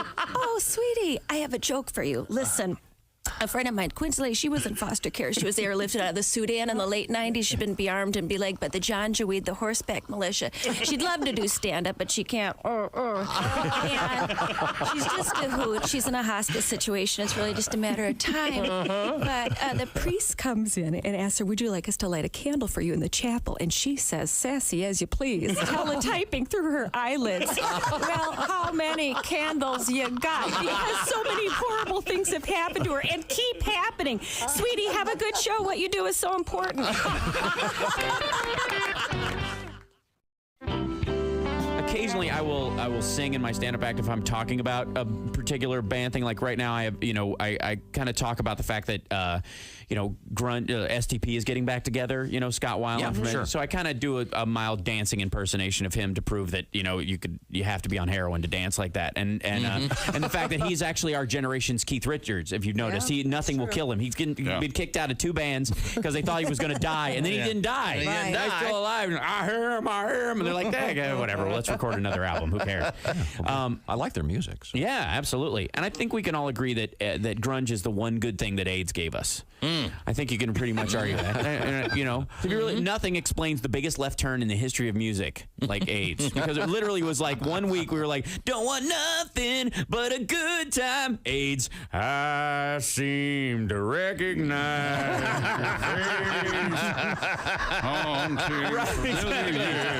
pour some sugar on me. AIDS.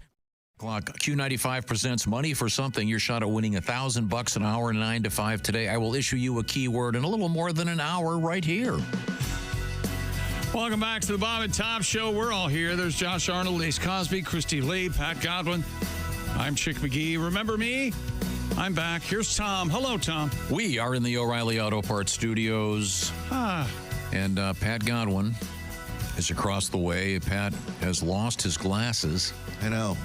I'm wearing these just readers that I got at the CVS there. I see. Your cheaters, as my grandma used to say. Oh, yes. But your expensive, what are they called? Bifocals? Progressive, yeah. Progressive lenses. You checked all your pockets, all your jackets. I did, yeah.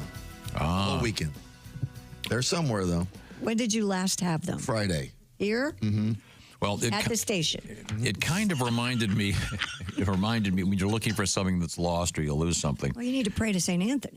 We were. Oh yeah, St. Andy looks for lost Sure he things. does. Yeah. Saint Andy. Anthony. Yeah. Okay. Saint Andy. But when you were close to him, as your real saint is Andy, though. Am I right? He is. A lot of people say St. Tony. Every now and then. Yeah. We were talking about things that people leave in cars, and when you sell a car or you buy a used car, you find stuff in it. Same with children. This is the source on this is a guy that was trading in cars for 15 years. He said things found. You would not believe the amount of jewelry, hundreds of dollars in change. Fake nails and nail clippings. Wait a minute. Is this a guy, a car dealer? Yeah. Okay. People turn in a car. Right. Dirty diapers. Oh, come on. And then all caps, a lot of weed and paraphernalia. Mace. Personal favorite, condoms stored in the spare tire spot. What? So I don't know. Somebody was hiding something. Yeah. You know, with every car I get, I say I'm not going to clutter up the console. I say that to myself. I'm not going. It's not going to be a catch-all. I'm not going to just open it and throw stuff in there. Yeah. I'm going to keep it. It never works. My console right now. I've had that car 2 years. You can't get to the bottom of it. The front seat, is the front seat usually used as a small desk? Yeah, for the most part. Well, not a desk, but yeah, there are a pair of gloves out there which don't do me any good right now. You have a compartment for those. I do, a glove compartment. Yeah.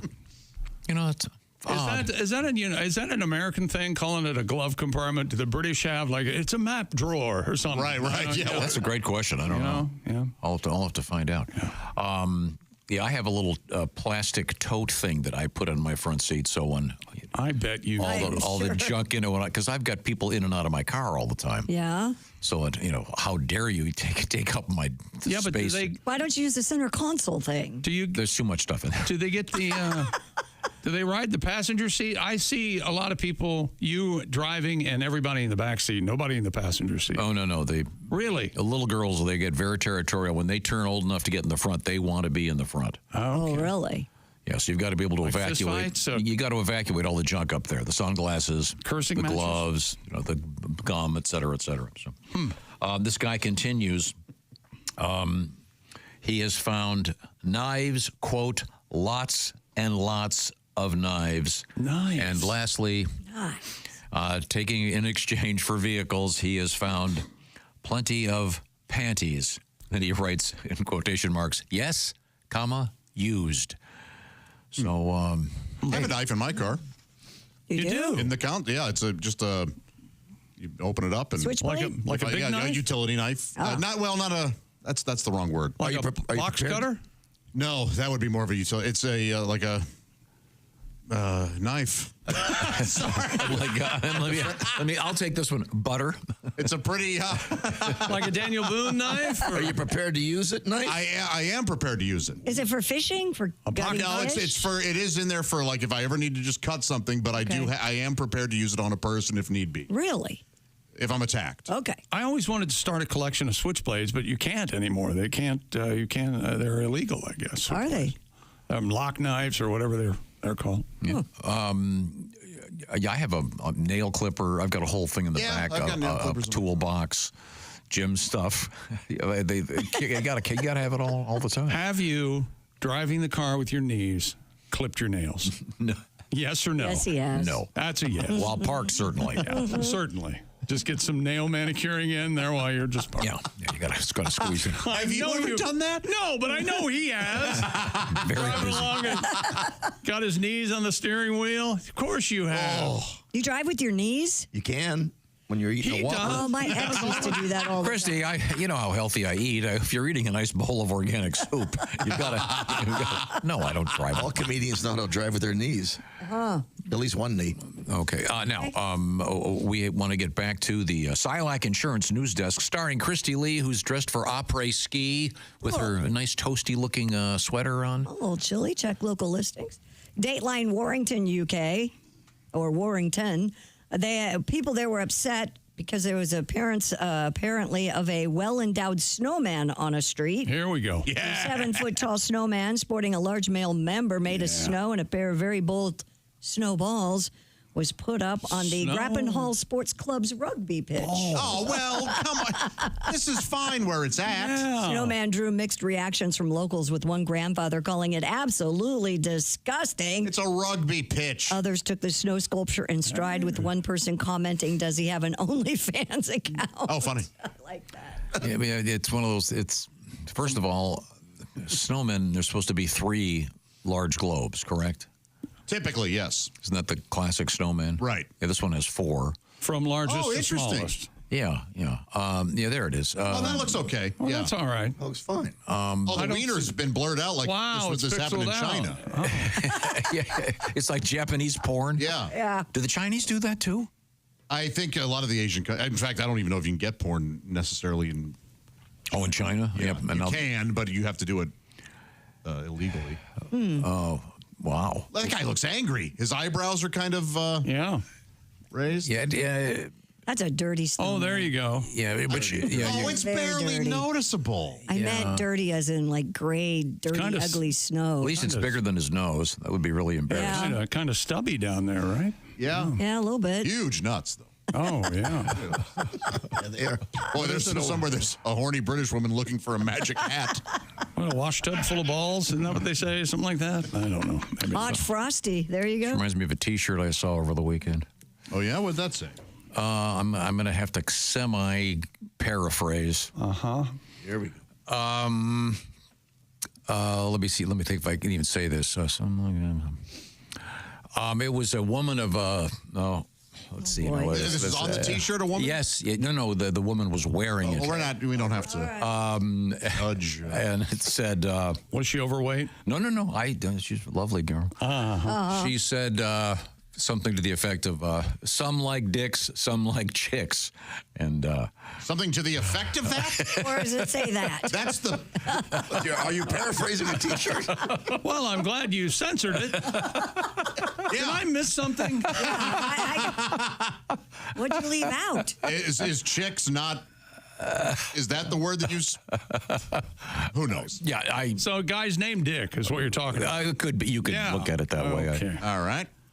Well, sometimes there are some really brazen T-shirts. I saw one that just said "F you." I'm like, my God, who's wearing that around? I saw that.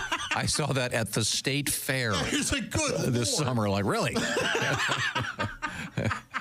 As Sean Morey would say about that. So you want to prove your mom didn't dress you? Is that what's happening here? Now we all be nice to each other? There's a funny guy, huh? I'm a big fan. It always makes Pat laugh. That's the only reason I do it anymore. Inside thing going on. I love that. Well, I have a question about Frosty the Snowman. Yes. No. He's Jewish. He's Jewish, right? Frosty's a short name for like a Jewish name. Frosty. Frosty. That's the way I've always Does he come alive when you put the hat on? Is that Yes. Yeah. Okay. Yeah. I was trying to remember But Hot Frosty, it's a scarf that makes him come alive. Yeah. the big movie of the Have you seen that yet? Six-pack guy. I did not watch that. Ladies love it. Is that love right? their Hot Frosty. Yeah. Now, what Did you watch it? I did not watch What are they showing on the Hallmark Channel now? Winter movies. Like there was one Saturday called Polar Opposites, where a young girl has to go find her dad in Antarctica, and she meets a young man to help. Son of a gun. They encounter penguins, all kinds of things. How did her dad get lost? Is he lost in Antarctica? Yes, yeah. He's up there, and she needs to go get him. So, Okay, but the romance. All right. Okay, loving adventure. And did you watch the whole thing? I did. I know. Tom, I'll take this. Were you tied to a chair? I've bled. My love for the Hallmark Christmas movies says I'm now watching non-Christmas Hallmark movies. Good for you. It's a real problem. Is it because you? It's not. Is it because you feel like It's very sweet. someone when you can figure out the ending? Is that what you're doing? That's Oh yeah, I'm sitting there just. I know what's gonna happen. I'm guessing they don't have very many Christopher Nolan memento movies on Hallmark. And but they're kind of happy, right? Kind of a happiness guarantee. Life affirming. You're not going to see. You're not going to see blood on the iceberg, that kind of thing. No. Yeah, well, that's a Lifetime movie. Well, the polar bear got him. That's Frosty's last name, Frostberg, right? I don't know. Where? By the way, where is? Which polar bears are where? North or south? North. South? Or wherever Antarctica, there are no polar bears. Polar bears are south, north, right? in the Arctic Just Circle. remember, Antarctica, anti-bear. Oh, that's what it is? Yes. Okay, good. Good to know. Coming up, we have... But they don't have ants in Antarctica, right? No bugs. Yeah. We have more from CES, the Consumer Electronics Show, and we have booze in space and things falling from the sky that could hit you. This is the Bob and Tom Show.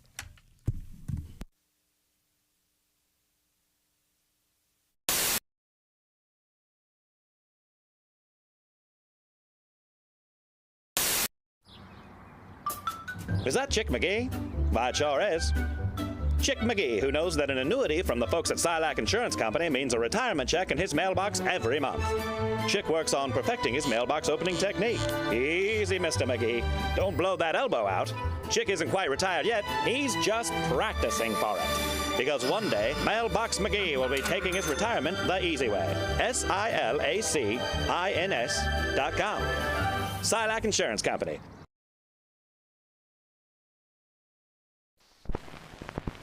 You never realize how much music affects you until you're told to sit still. Number 23 on the Billboard charts. Once you accomplish that dream, that's when you find out if that's really who you are. That's a life-changing feeling. As musicians, we're tapping into that whenever we can. We're all in. There's no plan B. Hey, now you know you never listen. Sunshine, you know you're always missing out. Coronavirus officially hitting the U.S. Here's March 15th, the day the Earth stood still. This is the most all of a sudden thing that's ever happened in my life. You guys have to come home. What the hell's happening now? Then it got kind of scary. It was over everywhere. Maybe the year or the time of the huge stadium concerts are over. And we didn't know how long it would be. I didn't think it would go as far as it did. We thought it was going to be temporary. Touring is the lifeblood of any band that wants to make a living. You have to tour, you have to play. We're not sure when we're going to be able to play again.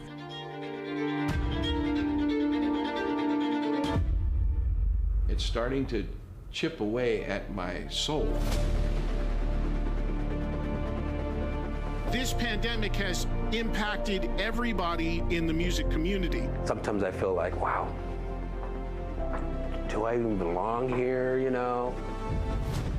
Just heartbreaking, man. How are we going to get through this? Dude, you got to call Eddie. It's definitely tested us. Reduced capacity make it almost impossible for a band to play. How am I supposed to pay him?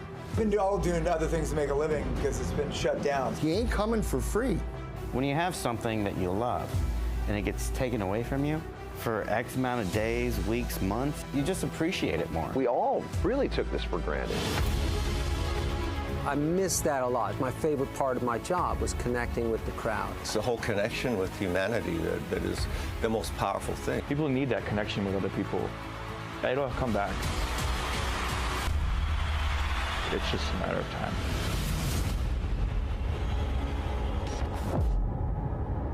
It's a 20-year overnight success type of situation.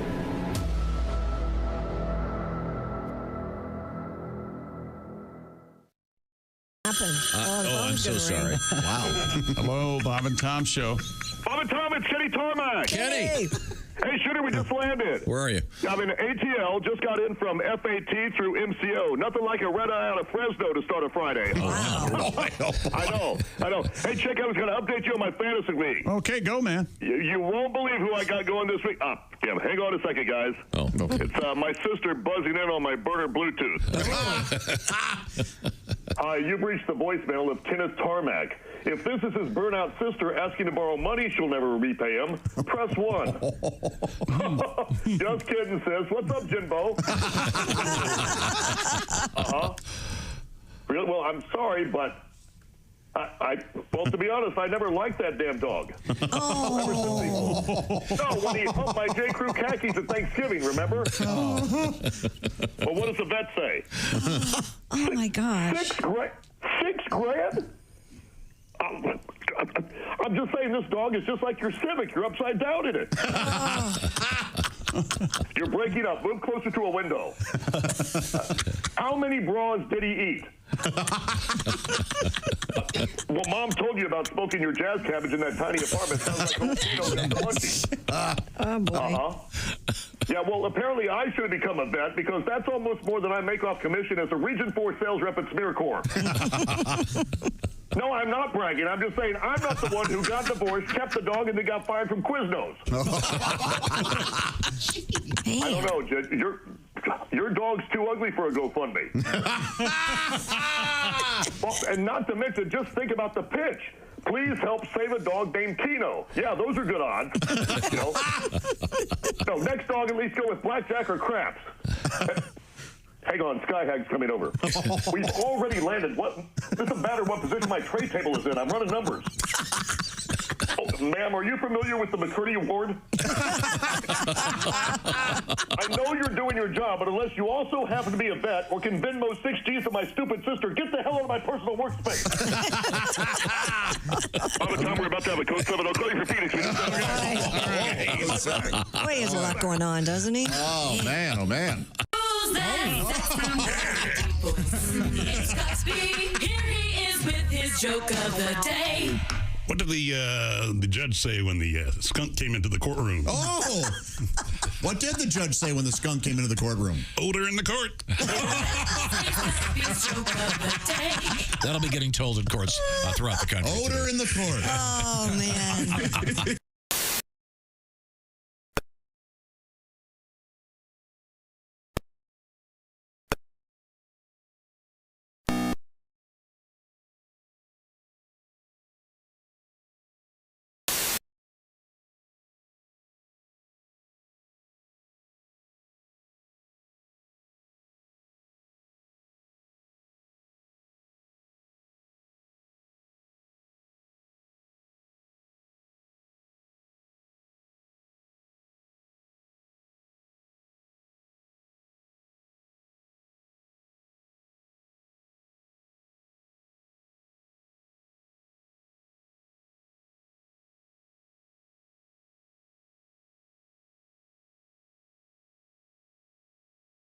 County Music Center coming up Thursday, April 24th. That'll be a great show with Jay.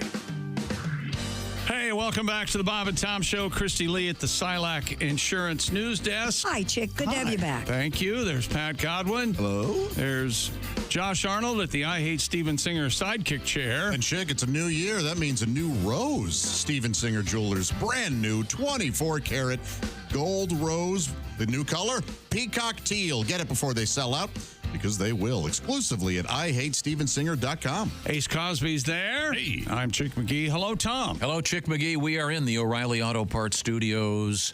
Now, Christy, do you happen to know, is there a seasonality to engagements? So with Valentine's Day coming, Christmas and Valentine's Day. Is this the time to check out Steven Singer? The big ones, I would think. The big ones. You know, the engagement ring season. I don't think Thanksgiving is a... Oh, we got engaged on Thanksgiving. I don't think that has a big... Honey, when you're done taking a huge dump, would you mind? I've got something I want to ask. That's right, yeah. Christy, is it hack to try to get engaged on Valentine's Day? Hack? Yeah. I don't think so. Boy, I feel like some women would be like, what? What? This is corny. I think it's very romantic. You do? Yeah, it's the most romantic day of the year. See, I would think like May 19th would be more romantic, just because it's like, oh no, this is our special engagement day, as opposed to sharing it with anything else. But Oh, I see your point. Yeah, I don't think. I mean, if she's bitching about that already, don't even bother. I think she's great. If the bitching starts with the day you asked her, get out now. I'm not trying to curb potential bitching. I'm just how do you want to treat let her know that this is a very special thing. That's what I'm trying to say. So you're saying don't let it get. It's like someone who has a birthday on Christmas. Right. You're saying you want it to be just your special day. Yeah. All right, we got to move on. All this. I don't know. Well, I did it on the day of the Super Bowl, so I'd never forget. Is there something guys really worry about? Do you think about it a lot? Or is it just something that you go, oh, I'm going to marry this person and I know this is the one and I'm just going to ask her? Or do you think Yeah, that's why I was asking you if there's a seasonality to it. I assume it drops slightly on April Fool's Day. Well, of course. Is there a reason you brought this up in this room? Yeah. You should ask. With all the marriages between all of us, you think that would be guys who've had success? Yeah. This is the. What the hell's wrong with you? I was thinking about Steven Singer and how we were talking about the rose for Valentine's Day, but of course he's an expert on diamonds, and I'm sure engagement rings are. I'm just curious. We'll ask him. He's going to be stopping by. We'll bring in the Steven Singer singers and. We'll see if that's in fact the case. I thought he still had warrants out in this state. He had what? Warrants out in this state. Oh, thank you. That's very helpful. We have Christy Lee over there. Hear about that one. I can see Christy. She's going to be occupying a couple spots in this room soon. Authorities in Florida say a deputy crashed his patrol car into another vehicle because he was distracted by porn. According to an internet investigation obtained by WESH-TV. Oh, it's in Florida, right? Yeah, very good. Lake County Sheriff's officers Tristan McComber slammed into the back of a stopped vehicle on County Road 435 back in November. The deputy initially told officials that the brakes on his patrol vehicle locked up when he tried to stop, but then admitted later that he was looking at messages on his phone. Yeah. When an investigation determined that was not the case, Mr. McComber admitted he was looking at pornographic material. I was looking at pornography. Apparently, I don't know if it was the body cam or whatever, but I guess you could see in some of the frames that he was holding a phone up and ergo porno while driving. He was resigned from his position while facing termination. Yeah. So perhaps two things were getting rammed at once in the rear. Wow. Doesn't that? But by the way, wouldn't that be a good beginning for a porno movie? What's that? A cop? You got a guy drive. Doesn't have to be a cop. It could be. You got a guy driving. Yeah. He's watching porno on his phone. Yeah. Not paying attention. Rams into a lady, and then they get out of the car, and it goes from there. Kind of a meet cute, if you will. I like that you're. I would love to find out who told you about meet cute. We found out. Oh, do we know? We do know. It's somebody in this building. Rhymes with Jeff Oskey. He's one of my favorite people. I don't think he knows that. Oh, don't let him on. No. Yeah, you got to keep it secret. You got to have everybody think you hate them. Yeah. right. That's the way to operate. That's just a good interaction. I want everybody good leadership. Everybody afraid of me. That's what I want. Yeah, that's right. That reminds me, Mr. Oskey, along with Mr. Pat Godwin, Josh, and yours truly, and Al Jackson doing a special show the evening of February 21st. It's a Friday at the Riverside Casino and Resort. And that morning, we'll all be there doing a live broadcast. And the live broadcast, free general admission. All the details are at 100.7 The Fox in Cedar Rapids. That'll be cool. But now, Pat, we had a story about the cop ramming into someone because he's looking at porno. You got a tune? Little reggae style. Check. There it is. Let me get the right note. I think I got it. Okay. I crashed the squad car while jacking to pornography. I crashed the squad car while distracted by the nudity. That's the right note, baby. I had my cell phone in my right hand and the other on my D. But I lied to the sheriff man, told him I wasn't watching pornography. Oh, but Christy the body cam caught me. And I say, I wish I knew this guitar riff. Come on now. I crashed the squad car while jacking to pornography. Baroop. Irie, man. Oh, that's classic. Baroop. Soon come. Wow. Soon come. The harder they come. What was that from? You were at a restaurant. Soon come. Soon come. Yeah. Never came. Yeah. He'd ordered something. The order was late. Soon come. Soon come, Mom. He kept asking. Yeah. Soon come. Where's my soup? Soon come. Yeah. Where's my soup? Soon come. I like this place. All right. Thanks, pal. So the guy's no longer a cop, by the way. Oh, he is. He got fired, yeah. Really? He's been forced to, they're looking at termination, but he's been forced to resign while they that's talk about pretty bold to be watching porno while driving. Yes. Boy. It's done, though. Haven't we all seen the big SUVs with the video screens? And so every now and then there'll be porn on the video screens, right? I've never seen the porn. Can the driver see it, though? I don't know. No. You're a police officer. Why can't he? Police officers are always pulled over somewhere. This park. Jacket. You don't have to drive, too? You think he ever radared himself? I never to see the speed of the exiting ejaculate? Oh, that I didn't. For the hand I was just talking motion. I didn't. Isn't it 32 feet per second? I think Is that that's standard? right. Yeah. Per second? Uh-huh. So that stuff has never made sense. That or terminal velocity. I'm not sure which. I've never. He was cited for failing to secure his load, by the way. I wonder if do you finish in that situation? Boy, what if he found out he has one of those weird, remember the movie Crash? It's David Cronenberg, not the Oscar winner, the Oscar winner movie Crash, but where these people have a fetish of being in car crashes. Right. They get off sexually by being involved in car crashes. In a car crash, yeah. It's whoa. It's a pretty good movie, actually. Wow. Elias Koteas. Isn't Topher Grace in that? I don't know. He must have been. So maybe not. They crash, then have sex, or they have sex while they're crashing, or how does that work? They complete while crashing. Whoa, that's timing. Or after the it's. Aren't you glad you don't have that? Yes. You know what you're going to be glad you do have? Raycon earbuds. Yeah. Huh? Isn't that right, everybody? Raycon's everyday earbuds are the perfect gym buddy, coworker, phone call companion, premium audio, and Raycons that goes where you go. And Raycon's latest model been upgraded better than ever. 32-hour battery life. That's over a day. And multi-point connectivity that lets you pair with 2 devices at once.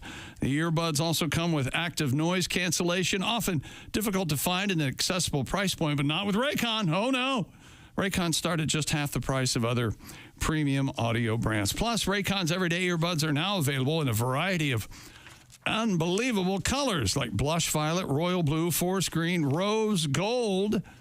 And 2025 isn't guaranteed to be easy, of course, but Raycon's return policy is they have a 30-day happiness guarantee. So go to buyraycon.com/Tom today to get 15% off site-wide. That's 15% off everything on Raycon's website. Go to buyraycon.com/Tom. That's buyraycon.com/Tom. Got some love letters about Raycons. This comes to us from Brian. Got a pair of Raycons for Christmas. He goes, the best earbuds. I can see why you guys like them. Oh, yeah. I love them especially because they block out the sound of everyone else where I work. Okay, thank you very much. And then I got this one from Allie. I had my earbuds. They used to always fall out. I switched to Raycons. I love them. They stay in my ears. Now I can listen to your show without my earbuds dropping out. And by the way, I ran them through the washing machine by mistake. Oops. They still work. Well, thank you very much. We certainly appreciate your love letters. Coming up, we have Christy Lee at the Silac Insurance News Desk, and we are in the O'Reilly Auto Parts studios. This is the Bob and Tom Show.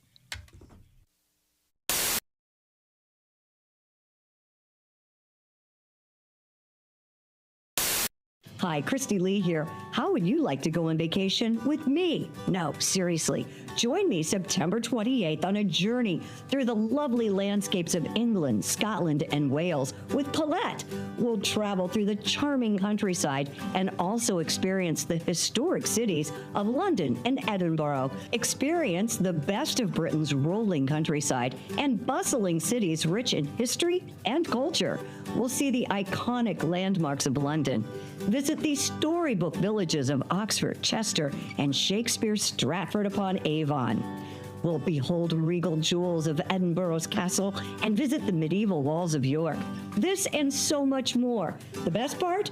Paulette makes travel easy, including flights, meals, hotels, sightseeing, and local experiences. It's all planned for you. You can just sit back and have the time of your life. Don't miss your chance to see Britain with me. This is going to be a great group and an amazing trip. I already know we're going to have so much fun. Call Colette at 800-581-8942 or visit bobandtom.com to learn more. Don't miss out. Call Colette at 800-581-8942.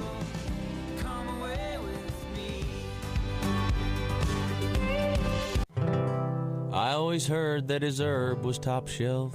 I just could not wait to find out for myself. Don't knock it till you've tried it. Well, I've tried it, my friend. And I'll never smoke weed with Willie again. I learned a hard lesson in a small Texas town. He fired up a fat boy and he passed him around. The last words I spoke before they tucked me in. I'll never smoke weed with Willie again. I'll never smoke weed with Willie again. My party's all over before it began. You can pour me some old Whiskey River, my friend, but I'll never smoke weed with Willie again. I hopped on his old bus, the Honeysuckle Road. The party was Vegas, it was after the show. Alone in the front lounge, just me and him. With one parting puff, Grim Creeper sat in. I'll never smoke weed with Willie again. My party's all over before it began. You can pour me some old Whiskey River, my friend, but I'll never smoke weed with Willie again. Now we're passing the guitar, telling good jokes. I know one's a-comin' 'cause I'm smelling smoke. No, I do not partake. I just let it pass by. With a smile on my face and a great contact high. I'll never smoke weed with Willie again. My party's all over before it began. You can pour me some old Whiskey River, my friend, but I'll never smoke weed with Willie again. In the fetal position, with drool on my chin. I messed up and smoked weed with Willie again.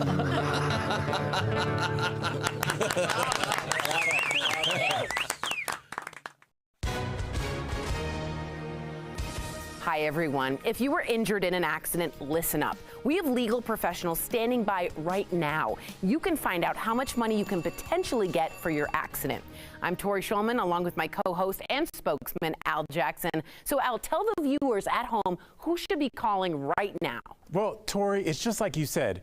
Anyone who's been injured in an accident that was not your fault, give us a call right now. You can find out if you have a case and how much money you can potentially get. Thanks, Al. So is that what people want to know, if they have a case, if how much money they're going to get? That's what I would want to know. Do I have a case? How much money can I get? The accident that happened can't change, but how much money you receive can. So I encourage everyone watching at home, give us a call right now and find out how much you can potentially get. Thanks, Sal. You guys heard it here first. Take advantage of this amazing opportunity and call now.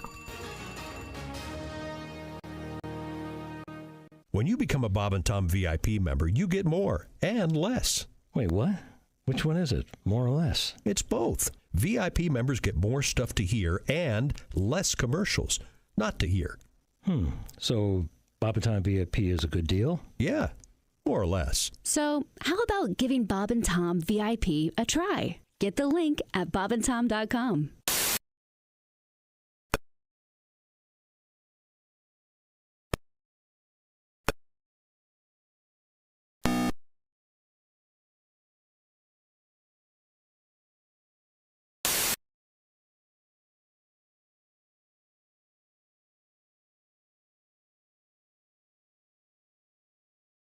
Hey, welcome back to the Bob and Tom Show. There's Josh Arnold, Christy Lee, Pat Godwin.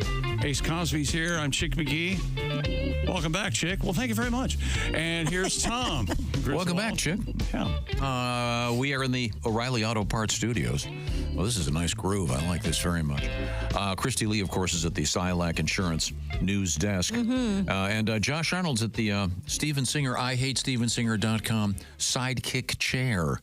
As we get ready for Valentine's Day, we'll give you some details about that coming up. But right now, it's back to the news desk. Christy, what else is happening? We have a guest. Oh, we do? Oh, very good. I'm sorry. Oh, there he is. Okay, very good.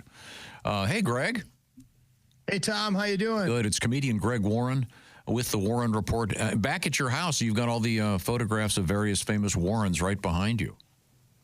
Yeah. They're looking pretty good, aren't they? Yeah, they are. Oh, yes. Not as good as you, though. Oh, thanks, Christy. Speaking of looking good, your podcast, I understand, had a guest in the form of Josh Arnold. Your special podcast not too long ago. Is that correct? Yeah, he was on the episode that's currently out. We discussed Bass Pro Shop. Josh had a lot of insight. Podcast called The Consumers. It's a great episode. Thank you very much for having me, Greg. It was a lot of fun. Yep, that'll be the last time for that. Yeah, no, I figured, yeah. Now, understandable. A couple quick questions. Greg, you just made a tape, a video, a film, whatever you want to call it, of your recent performance in Columbus, Ohio. I made a tape, Tom. Who am I talking to? Donnie Baker? Sorry. The video. You recorded the performance. When is that going to be out? Do we know? It looks like early May, I think. I think May 2nd is the current target, but that's not official yet. Have you had a chance to watch it? No, I have not. I'm supposed to get the rough this week, actually. Okay, well, we're looking forward to it. Yeah, we are. I saw your show in person. It was great, so I can't wait to see it again. Yeah, I'm pretty excited about it. I know. On a weekly basis, typically, we talk to you and you take a topic and do a deep dive. What's happening today? Well, I want to talk about a very important topic this week, Tom, Velveeta cheese. Oh, that's one of my favorites. We were just talking about that last week. Love the Velveeta. Yeah. Chick, you're a fan? Oh, yeah. Big time. Yeah, when you were a boy, your mom read you the story, I guess, of the Velveeta teen rabbit. Velveeta, yes. The Velveeta teen rabbit, yeah. Great book. Is that a craft product? I believe it is. It is a craft product. It was not originally, Tom. There's a guy, he's sort of the central figure in this story, named Emil Fry. Now, Emil was somewhat of a cheese genius. Really? Yeah, Chick. He had invented a cheese called Liederkranz. Liederkranz was a United States version of Limburger. Oh. This sort of odoriferous cheese, and he did a nice job with Liederkranz. So he worked for this place called the Monroe Cheese Company up in New York, sort of in the Hudson Valley. And they had a location down in Pennsylvania that had a problem with some broken cheese wheels. Oh, man. Especially Swiss. It was, yeah. And they would, if the Swiss was damaged or was broken, they'd throw it away. And it was getting to be quite a bit of wasted cheese. And they said, let's send it to Emil and see what he could do with it, you know? And I'm sure somebody was like, "You think he can do anything with it?" And like, I think he can make it a jet airplane out of it if he wanted. Do you know, Fry? Have you ever had Liederkranz? I mean, it's a dead ringer for Limburger. Even better. He's a cheese genius, is what you said. He's a cheese genius. Yeah. So Emil sort of spent a lot of time at home. You might say he was a cheese whiz. Yes. Very good, Josh. Very good. That's why they pay you. That's right. Sitting right there. No, he did a lot of sort of experimenting with the adding and subtracting different stuff to the broken cheese. And he had a breakthrough after about 2 years in 1918, and it was Velveeta. It had a very, when cheese melts, as you know, the oil separates. It can be kind of messy. And what he did was sort of added the whey, WHEY, back into the Swiss. And he got that consistency right, and it was breakthrough, guys. It was huge. So is Velveeta the real cheese? Velveeta is not real cheese. At one time, back then, it did contain real cheese. It is not now, Tom. I mean, even in the 80s, I think their little jingle was Colby, Swiss, and cheddar blended all together or something like that. So I think back then there was real cheese in it. I like their new jingle. Yeah, whey protein, milk protein concentrate, milk fat, and preservatives. It doesn't ring. It's a classic rock thing. Inagata Velveeta, baby. Oh, that's a good one. Don't you know that I love fake Man, cheese? I bet you they are upset they left that on the table. That's outstanding. Did you know that we had Velveeta was in the news because they did a hair dye not too long ago. Remember that, Christy? They did hair dye. They did nail polish. Remember that? Polish. Yeah. I do know the nail polish. It smelled like cheese, right, Christy? Right, exactly. Yeah. Mm-hmm. Had the color of Velveeta and the smell. Ugh. Yeah. I've got the the hair dye was just a couple years ago, and it says this product is not a joke.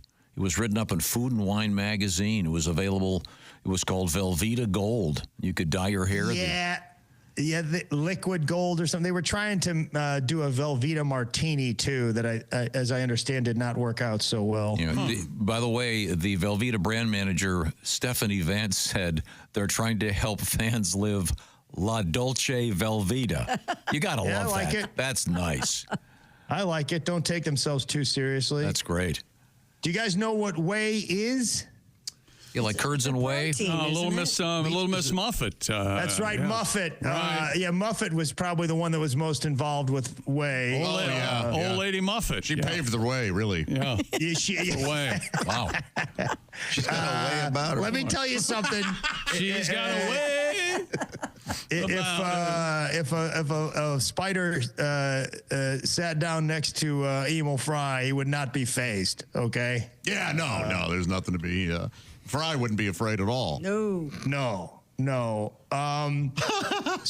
It was one of the first foods recommended by the AMA, American Medical Association. Yes, hilarious. Christy. That is hilarious.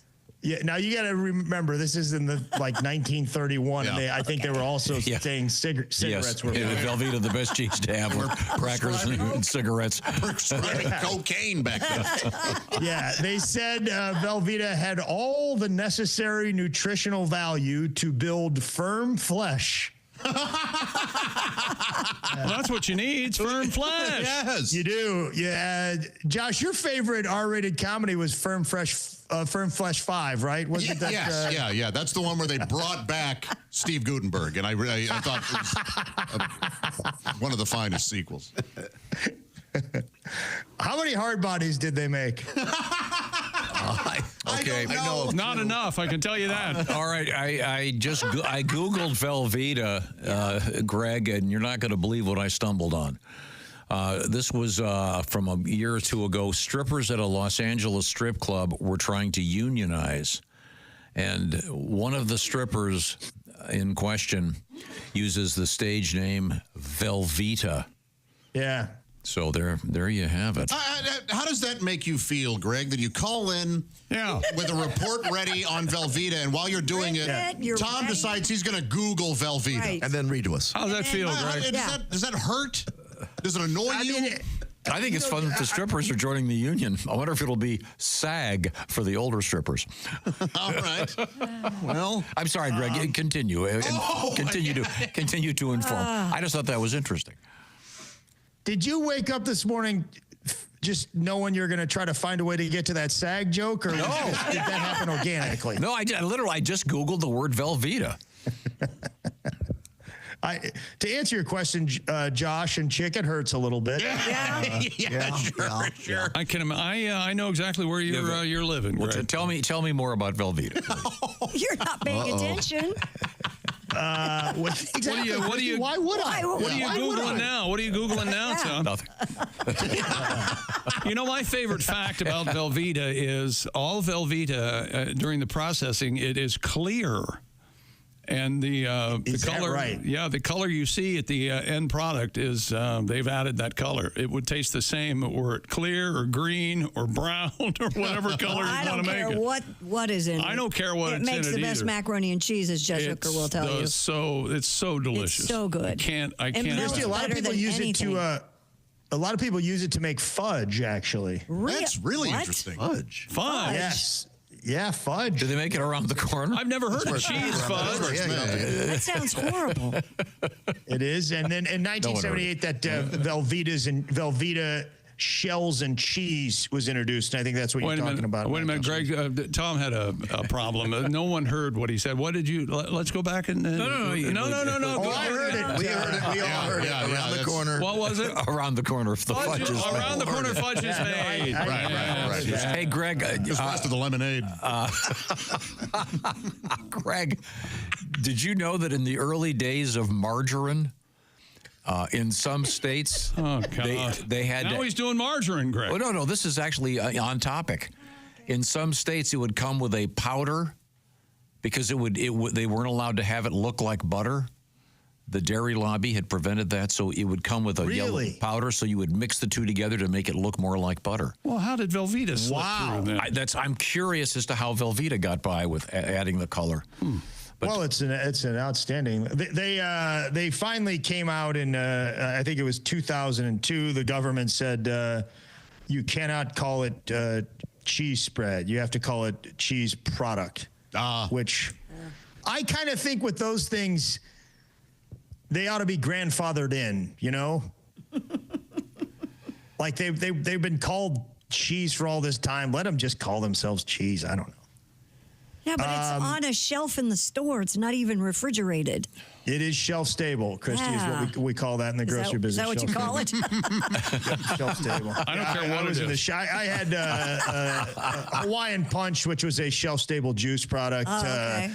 Sunny Delight at times was shelf stable. At times it wasn't. I don't like the sound of that. We played it fast and loose, Chick. We said it was 90 days shelf stable, and then we made one that's permanently shelf stable. But oh boy. Yeah. At my house, my mom would keep the Velveeta in the refrigerator. Same here. Maybe because it tastes better in a cracker when it's got that mouthfeel with the chill. You were eating Velveeta with a cracker? Yeah, absolutely. That's the worst way to eat Velveeta. Why? That's the way that they originally started doing it, Josh. In my opinion, Velveeta is only for melting. You don't eat that like a regular cheese. I want to do an obscure question. I want to direct this at Chick McGee because I think he'll get the answer. I have no comment. Oh, yes, go ahead. Remember they used to do all those Kraft commercials? And with Ed Hurley. That's my question. Who was the voice? The voiceover was Ed Hurley. Ed Hurley. He had that mellifluous. I believe Kraft sponsored Rudolph the Red-Nosed Reindeer for quite some time, and he would have a special recipe. Yeah, they'd always have these short recipes, and they usually ended up with, and then you top off your caviar with Velveeta cheese. I'm sorry, you had something. You had something prepared, Greg. What? I'm sorry. No, you guys mentioned Kraft. Kraft bought it actually in 1927, and they sort of promoted it as sliced cheese for a long time, and then they came out with Kraft singles. So they didn't want to compete with themselves, so they started pushing people to think of Velveeta as a dip. And then sort of at one point in the early 2000s, people for a long time were combining Velveeta and Rotel. That's a terrific dip, yeah. Yep. Tomatoes and chili, I guess. Tomatoes and chilies. And at one point when ConAgra bought Rotel, Kraft and ConAgra got together and started promoting it. You know, they officially like put them together in the grocery store, and they made ads about it. Smart. I competed against these guys at ConAgra in a couple categories. I didn't care for them in some of their tactics. Yeah, they at one point acquired Hunt Wesson, which I went head to head with them in Peter Pan and Jif, and I didn't like. And then they had Wesson Oil, and I had Crisco, and you know, I don't want to tell tales. They tended to whore up the market. Okay. All right. Yeah, Chick, they would just flood the stores with cheap oil that would, and the grocery, they would just get tricked into buying truckloads of Wesson at a low price, and it's just sitting there on display for probably a year and a half. But you have to admit, Crisco did not have Wessonality. No, it didn't. Did it? Lawrence Anderson, boy, she sold that. Crisco was better. What we had, Chick, was a good product. Is what we had. Okay. What we had was a good product that we didn't need to discount down to 95 cents for a 48-ounce bottle. And you're still mad about it. Crisco was far better on toast than Wesson Oil. And Crisco on toast. And in the bedroom, right, Josh? Yes. Every house had a can of Crisco when we were growing up. Everybody. Now listen, guys, you're talking about Crisco shortening, which I also did sell, but Crisco had its own oil as well to compete against Wesson. Yes. Oh, I see. But yeah. Who was the big seller? Crisco, we were market leader. That's why they had to play those games. Smoke and mirrors. Okay, I see. Yeah, exactly. Yeah. Exactly, Josh. Thank you. Yeah. Well, it's time to wrap it up here, Greg. We certainly appreciate your. Tom, I'm sure you've been on the computer. Do you have a finale that you found? I know. Am I correct in saying that the Velveeta pre-sliced slices have to be refrigerated? I think so, maybe. Where you find them in the refrigerator. They're in the okay. So but it's the cube thing. The big cube thing. I find it in the Mexican aisle at our grocery store. And they do make queso. They do? A block of queso, yeah. Oh, very nice. Oh, they do? Because that's effectively what people use it for, right? Yeah. And mac and cheese. Oh, very good. Well, thank you very much. I don't think I've ever eaten it, to be real honest with you guys. It doesn't appeal to me. Well, sure, yeah. You find out things like it's clear until it's had colors at it. You kind of go, leave that alone. I'm okay with that. No, I am too. It makes the best grilled cheese and all that stuff. Nachos. Yeah, I grew up eating it. So, now, Greg, are you up and running on the road these days? Yeah, big weekend, Tom. In my birthplace is Springfield, Missouri. I'll be there at the Blue Room this Friday and Saturday. Pretty fired up, but it's an awesome club. It's an awesome town. Yes, that's great. Yeah, I was born there. Hopefully my brother won't show up and heckle you like he did last time. I think he heckled me after the show. Well, either way. Wow, that's weird. Yeah, I think at the time I used to sell like shirts or CDs, and he just sat there and heckled me while I was selling shirts. I think it's a little familiar. I don't think he knows how to heckle, right? Right. Yeah. No, yeah, you got to show him. Hey, Chick, man, I'm really happy for you with the Commanders last night. Oh, That's thanks. awesome, buddy. Thanks, Greg. Yeah, here we go. Yeah, right. And Greg, your show is not blue, by the way. Even though you're in the Blue Room, I want people to feel free to come and see your show live and in person. It's a clean show. It's a great show. I just saw it a couple months ago. Fantastic. Stylistic choice. It's wonderful. It's heartwarming and terrific. I highly recommend it. Thank you, Greg Warren, and we'll look forward to seeing your special. Have you named it yet? I haven't. No, you have, and the producers made you name it that, and don't worry about it, Tom. That's the correct response. Yeah, lay low. When all else fails, lie, Greg. Yes. Okay. Thank you, Greg. Hang up the phone. Yep, we have to go. Okay. This portion of the Bob and Tom Show is brought to you by BetterHelp. BetterHelp is all about accessing therapy in a much more elegant manner. It's, I want to say 5 million people worldwide are now using this service. More than 30,000 credentialed therapists with a wide range of specialties, by the way, are participating in this program. I was talking to a therapist friend of mine, and he is a big fan, doing a lot of the therapy online. What I'm talking about is when you get hooked up, it'll be... you can be, for example, it's like a Zoom call, or it could be like a phone call, just talking, or even texting back and forth. It's up to you. And if you're interested in looking into yourself and helping yourself in this 2025 year, well, BetterHelp may be the way to go, because BetterHelp is so easy to access. You don't have to drive across town to see a therapist. You can do it in the convenience of wherever you want to be when you want to do it. So get all the details. You'll take a special little quiz, and they'll try to hook you up with the right therapist for you. You can switch therapists anytime, no additional fees. And find out what I'm talking about, and write your story about your life with BetterHelp. It's BetterHelp.com/BT Show. That's BetterHelp.com/BT Show. By the way, do it today. It'll knock 10% off your first month. That's BetterHelp, H-E-L-P, BetterHelp.com/BT Show. Christy Lee at the Silac Insurance News Desk. What's up next? Coming up, we have a donut shortage, and we also have a very interesting story out of the CES show about car tech and where it's going. And we have really expensive alcohol from the moon, maybe? Moon? Mm-hmm. There's a distillery on the moon? Could be space, not just... It's moonshine. Moon. We are in the O'Reilly Auto Parts studio. This is the Bob and Tom Show.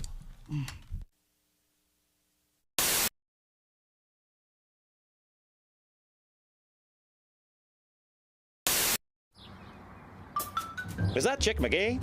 Why, it sure is. Chick McGee, who knows that an annuity from the folks at Silac Insurance Company means a retirement check in his mailbox every month. Chick works on perfecting his mailbox opening technique. Easy, Mr. McGee. Don't blow that elbow out. Chick isn't quite retired yet. He's just practicing for it. Because one day, Mailbox McGee will be taking his retirement the easy way. SILACINS.com. Silac Insurance Company. Now, have you been having a good time here with the Bob? I've had a great time here so far. I've actually been down here on a junket for Trojan rubbers to see how the larger sizes hold up there in the heat near the equator. So far, our test results have produced amazing information. Okay, like what? Well, I go 2-ply sometimes, Chris. Oh, really? Yeah, sometimes I go with the XL and then maybe something that's scented, and you should know, baby. I don't know. You've been involved in half of it. I swear to God, she has. What if the whole movie's just Rocky in a nursing home? Can you imagine? He's calling out Bingo, all weathered in the face, looking more like Mickey each and every day, you know, just bored with life. And, yo, Adrian, I said B13, not B30. Donnie, that was great. Donnie, that was incredible. Hey, Chet, can I get a tape of that? You sure can. Dear Diaries, this is my 3rd time to the Bahamas, but it's my first time here in Nassau's, and I probably already know more about the Far East than anybody I know. Since I stepped off the plane, my mission has been twofold. Hang some flyers to sell my boat and hunt down the mysterious free-range island wolf. The fact remains, the island wolf is the most dangerous of all wolves. I swear to God it is. Think about it, it's an island wolf. So naturally, no matter where it goes, it's already cornered. That's right. Island wolves are to the Bahamas what Bigfoot's is the United States. We know it's out there. I just pray I don't walk up on one when it's in heat or laying its eggs. I saw you on MTV recently, Donnie. Yeah, on Ridiculousness. Yeah. They Yep. called you ridiculous. Right to my face. Right to your face. Oh, man. I know. And you know what I think's ridiculous? Everywhere I travel now in the continental United States, don't matter where you go, Tom, you mentioned you can't go 2 miles without running into a roundabout, or they're trying to invent a roundabout. I love them. I hate them. I swear to God, they're basically crop circles that have been paved over. I was raised on four-way stops. It was simple. You pulled up, you gave a good firm head fake. If that didn't work, you used your turn signal with your middle finger right to their face. Now, roundabouts, actually, they reduce gas consumption substantially, and they reduce traffic fatalities a great deal because you don't have the, what do you call it when you hit somebody from the T-bone. The T-boning. I'm a big fan of the roundabout. Well, you've been watching too much Glenn Beck. I hate four-way stops create gridlock and back up traffic. No, they don't. They give us time to sober up, dumbass. Now you got 9 drunks in a roundabout, Tom. You're messing with the Matrix. Yeah, I'm sure. Day 2. It's amazing how much money people blow on vacation. Today I seen Tim Wilson's drop about $20 on old Henry bars. What a waste. I mean, at his age, why start eating healthy now? That's $20 could have been riding on a blackjack table, but the casino here sucks, and I'll say it right to their face. They don't even have scratch-off tickets in this one. I love the instant wins. Number 1, it's your best odds. Everybody knows it. And it's a win-win, because even if you don't win, you still get to eat all the candy that you scratch off. But unlike Tim Wilson's, I've been on a fixed income down here. Been a little short on cash. Been having to order off the kiddie menus for every meal. And even though I ain't under 12, they have to let you order off the kiddie menu. It's Commonwealth law. But I hate these waiters who think they're cute by still giving me the booster seat and crowns to color with. They're lucky I don't beat their ass. And I've gotten them back the last 3 meals without extorting to violence. They give me the crowns. I just change the daily special on the board to read pork swordfish, $10.99 a pound. New York Jets cornerback and arguably the best player in the previous NFL draft, Sauce Gardner, is partnering up with, he went to Cincinnati, he's a Bearcat. He's partnering up with Buffalo Wild Wings to, of course, make something called sauce. Donnie, don't you sell your man sauce? Heck yeah, I do. By the court, Tom. Oh, yeah. Little guy ranch? I ain't bragging, but there was a time where I could bust a clay pigeon from 100 yards. Skeet, indeed. Now, is your man sauce cream based? What is the... Well, let's just let you know when she walks away, she'll be raising guppies in a jar. Swear to God. Oh, man.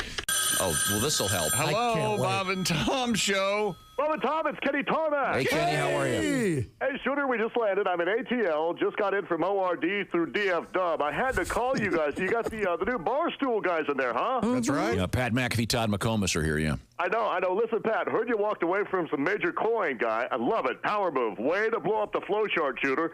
Now, get this. Holbeck, he was the GM of Smircore. His brother, not the one who ran Lucom into the ground. No, the older brother goes by Merck. He was pulling almost 40 G's on straight commission, and one day, just like you, up and said, my work's done here. Didn't even give the standard 2 weeks notice, and word has it he's making twice that much now with the remote-controlled chip clip people. So, almost exactly like your deal. Dot to dot to dot to... Hey, Stud, I was going to ask you. Hang on, I got to take you. Get Tarmac. Hey, Shooter, we just landed. No, we're still here. No, what about me? Through RD. Not much. I'm just on hold right now with that idiot punter that walked away from like half a minute. Wait a minute. You're not on hold. Yeah, that one. I can hear you. I'm going to pitch him, but I just want to wait to make sure this isn't some sort of publicity stunt. No, the focus group loved it. It's a spin-off idea. The sports fan that eats too much cheese and ODs on the ultimate nachos every Sunday. Oh. Yeah, we love it. It's called Barstool Softener. Well, yeah, the logo's the same, but our Barstool, zoom in. You'll notice the legs are a little, see that? The legs are all tapered, all four. Sure. Is he going to reset it? Because he's talking to somebody else. The money's in the detail, Mike. Listen, I got to take this. Hey, Pat, love the ballsy move, guy. Hold on, Kenny. Let's reload for next week. I got bored now before. Saturday evening, January 25th, on the stage at the beautiful Clues Hall on the campus of Butler University. Hey, welcome back to the Bob and Tom Show. Hello. There's Christy Lee and Josh Arnold. Pat Godwin. Hey. There he is. There's Ace Cosby. Hey. I'm Chick McGee. Hello, Tom. Glad to have you back, Chickster. Thank you, sir. And your picks, when will we be getting this week's picks? 2 and 2. What? We don't know who's even playing until tonight's game's over. Well, we're doing a Thursday, a Friday pick. Do you know what we're going to do here? Are we going to We'll pick against have to anybody? Decide. I don't know, Tom. Just trying to predict. But you were 2-2 for the weekend? 2-2 so far, pending tonight. Right. Plus the Mike Vrabel pick, which was make it 3-2. That's right, you did predict that. Vrabel. Who's your head coach? Mike Vrabel. Is that right? Vrabel, Mike Vrabel. Remember the Black Label jingle? Carly Black Label beer, no? Hey, Mabel Black Label. That's right. Convenient that her name was Mabel. Really. Yes. Very, very. Yes, It worked out. very. Yeah, it wouldn't really work out with other things. Shirley, Black Label. Well, I have to get divorced. I have to divorce. We got a special show coming up. It'll be Friday morning, February 21st. We will be in person at the Riverside Casino and Resort, Riverside, Iowa. Is that beside a river? I hope so. Bet it is. Absolutely. Okay. 100.7 The Fox. Just trying to predict. Where they That's all I'm doing. have live foxes in the studio. Oh, that'll be interesting. They are bringing us Hope they got to their town. shots. It's going to be fun. We'll be starting at 5 a.m. local time that morning. The foxes. And then that evening, I'll be your host Easy on the- for an event with Pat Godwin, Josh Arnold, Al Jackson, and Jeff Oskey for a comedy show. By the way, the morning show, it's free general admission. Come on by. We're going to have some surprise Bring stuff. donuts or don't show up. Oh, boy. Before we get to the donut story, because we do have donuts in the news, we were talking about Velveeta with Greg Warren. Mm-hmm. Did a deep dive into the existence of Velveeta. We know a lot about it. I am a fan. Yeah. But Well, you're not a fan of Greg, I think is the... No, I'm a huge fan of Greg. I drove very rudely, didn't listen to a different state. Show him that respect. No, I can tell he was. No, you drove to a different state to see your son. I could tell. I could tell he was floundering, and He was floundering. That is how he'll... he needed some help. He needed some help. So I did some Googling, and Yeah. but I thought it was nice that the Velveeta people have a good sense of humor, and they came out with that Velveeta hair dye. And then they had the Velveeta nails, and the lady from their spokesperson said they were, what is it, La Dolce Velveeta, which I thought was sweet. A nice reference to, of course, Josh, you know the reference? Yes, the movie La Dolce Vita. Mm-hmm. Yeah. By the movie? Yeah.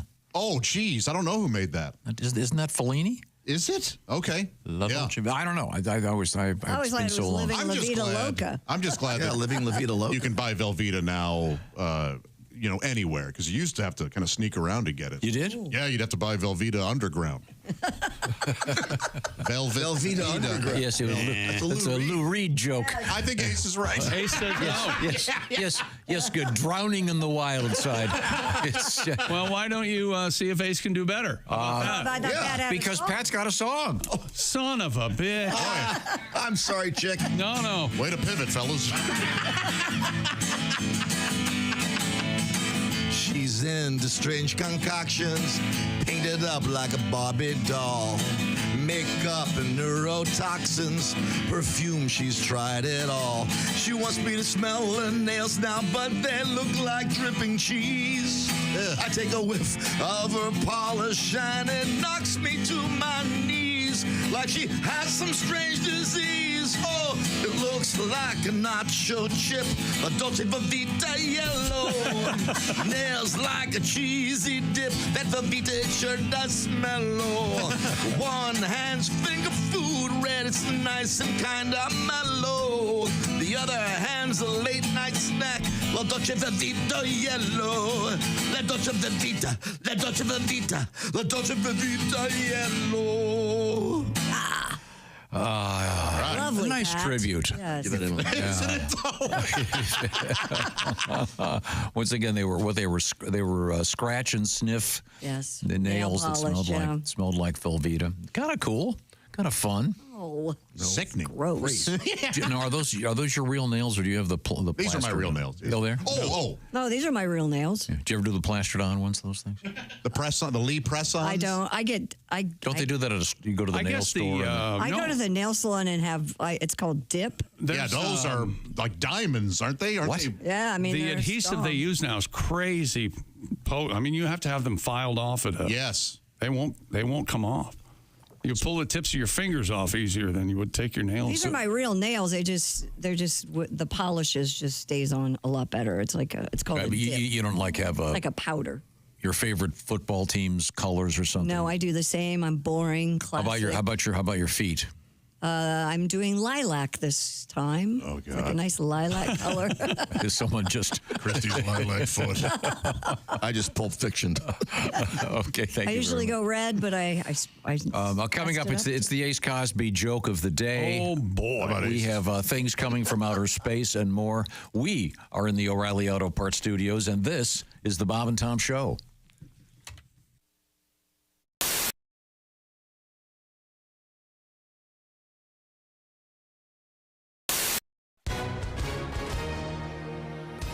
Hi, everyone. If you were injured in an accident, listen up. We have legal professionals standing by right now. You can find out how much money you can potentially get for your accident. I'm Tori Schulman, along with my co-host and spokesman, Al Jackson. So, Al, tell the viewers at home who should be calling right now. Well, Tori, it's just like you said. Anyone who's been injured in an accident that was not your fault, give us a call right now. You can find out if you have a case and how much money you can potentially get. Thanks, Al. So is that what people want to know, if they have a case, if how much money they're going to get? That's what I would want to know. Do I have a case? How much money can I get? The accident that happened can't change, but how much money you receive can. So I encourage everyone watching at home, give us a call right now and find out how much you can potentially get. Thanks, Al. You guys heard it here first. Take advantage of this amazing opportunity and call now. Story out of Japan about a product that they sell. They're called panty scrunchies. Right. Here's the story. It's in Japanese. Apparently, it's pantsu sushu or shushu, shushu, which translates, according to this news account, as panty scrunchies. They're tiny panties that, when tied, they turn into scrunchies. And according to this, they're just over $6 American. And I looked at those online, and I think I said even back a couple weeks ago, I go, well, that's just like every other pair of thongs in my drawer. You could just make any pair of So if you were in a pinch, a scrunchie. In a pinch, if you needed to have a ponytail holder, I could grab a pair of. and as I point out, you'd be like a slutty magician. All of a sudden, just a second, honey, I'm going to get a ponytail. You reach between your legs, woof, ta-da! You're the slutty magician. And these panties are very large. Yeah, these are bigger. No, these are not your panties. Can these I see are them? mine, actually. These are yours? Yes. Are they? They have look you sexy. worn They those? look good. I have never worn those. Well, these would fall off. Yeah, they're one size fits all. Well, they Thongs don't look come that- one size fits all. They a lot. do? Yeah, they do. Unfortunately. Where do the legs go? These are confusing me. That's- Oh, I see. Oh, I got it. Whoopsie. I got it. There we Never go. seen a pair? What's going Not on? like this. Not at this angle. Oh, I like those. They're very nice, aren't Yeah, they? yeah, they are. they're quite comfortable, actually. Josh, these might fit you. These are quite roomy. Oh, hey, set yourself up for that one, pal, didn't you? You want to try them on after I'm done putting them in sure, my hair? I'm All right. game. You can You can have them if now, you'd you like. could make these into a jaunty beret. eBay, here I Now go. you're handing out panties to guests? All guests in the Bob and Tom Show received monogram Bob and Tom. You cannot I do take have that. Bob and Tom. I do have a Bob and Tom thong to in give you an here. idea, these are this is actually falling off my head. Oh, yeah. Well, you Really didn't scrunch something. it. Yeah, Well, you you're didn't, not making it a scrunchie. You're making it a beret. Look at That's this. totally different. I mean, there's room for Seriously. There's room for a large woman. A four-yoker in there.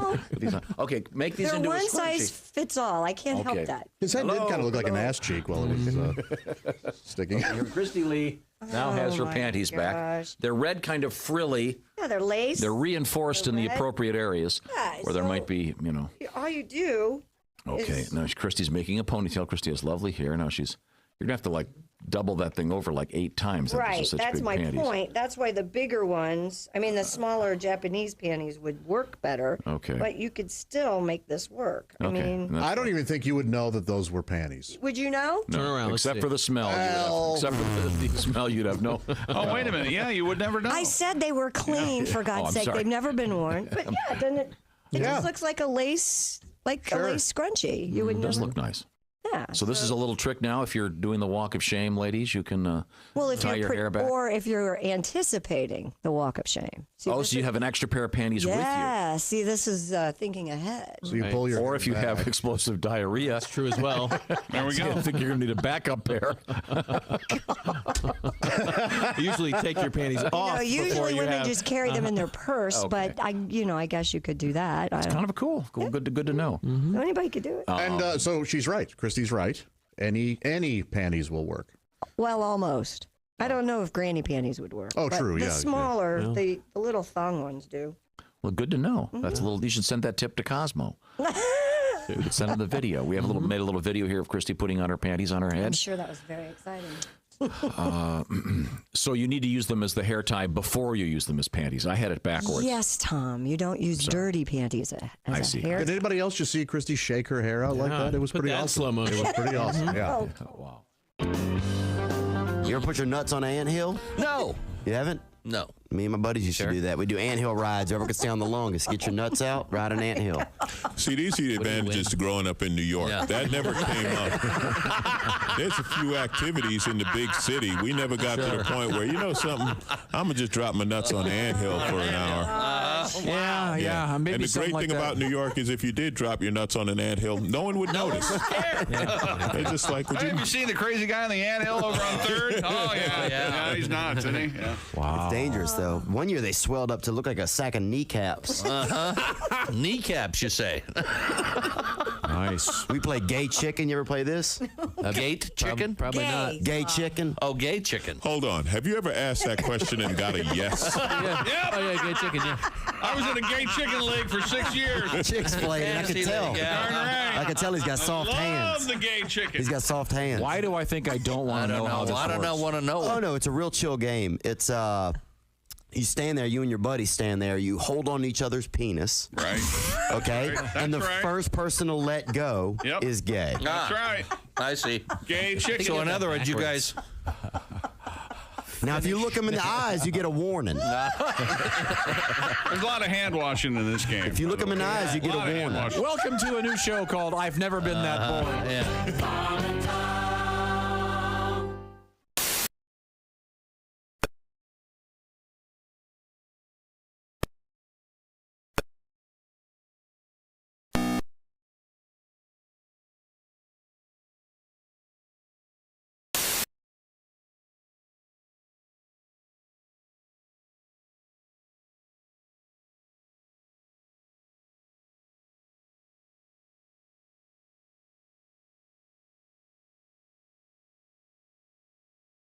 Affordable credit options. Get the details, lantereyecare.com. Thank you, Dr. Lanter. I really appreciate it.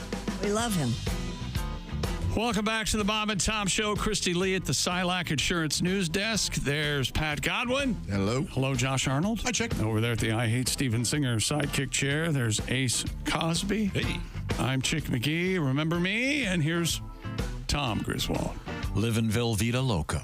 Hello, Thank you very much, Pat. We are in the O'Reilly Auto Parts studios. I have an email. You This do? is not from me. This just go in. ahead. Go. This is from Jim. Good morning, Bob and Tom Show. This is Jim from Northeast Ohio. Hold on, Reno. We'll get to you in a second. You have to do something about Tom saying porno. Whenever he says that, my stomach turns. Tom? We've tried. We have We tried. Yeah. We've tried, Jim. Forget it. We have No, it's always going to be porno to him. to him, I don't know it's- why, but it is. Is it because you're stuck in the 70s with that, or No, porno No, don't is, try to flower it up. You're is, being weird. No, it's smuttier. No. It is, yeah. There's a certain news story out there, and I can't. They're always talking about the adult film actress. Well, most actresses are adults in films. They mean porno or porn star. porn? You don't need the O on the end. Again, I like to keep it as smutty as it is. I'm not Fair sure. enough. I'm not sure how to segue into the world of smut into the world of Reno Collier. Sorry, Reno. Hi, Reno. Can you name any so-called porn stars, Reno? No.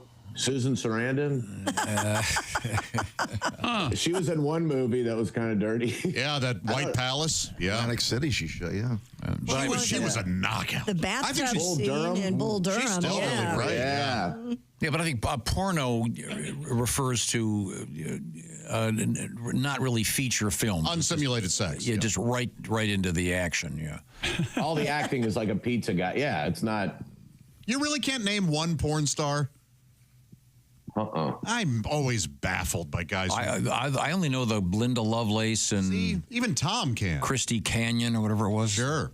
Nina Hartley, she was in here. You know. Oh, there you go. She came in here. That's right. Yeah. I wouldn't.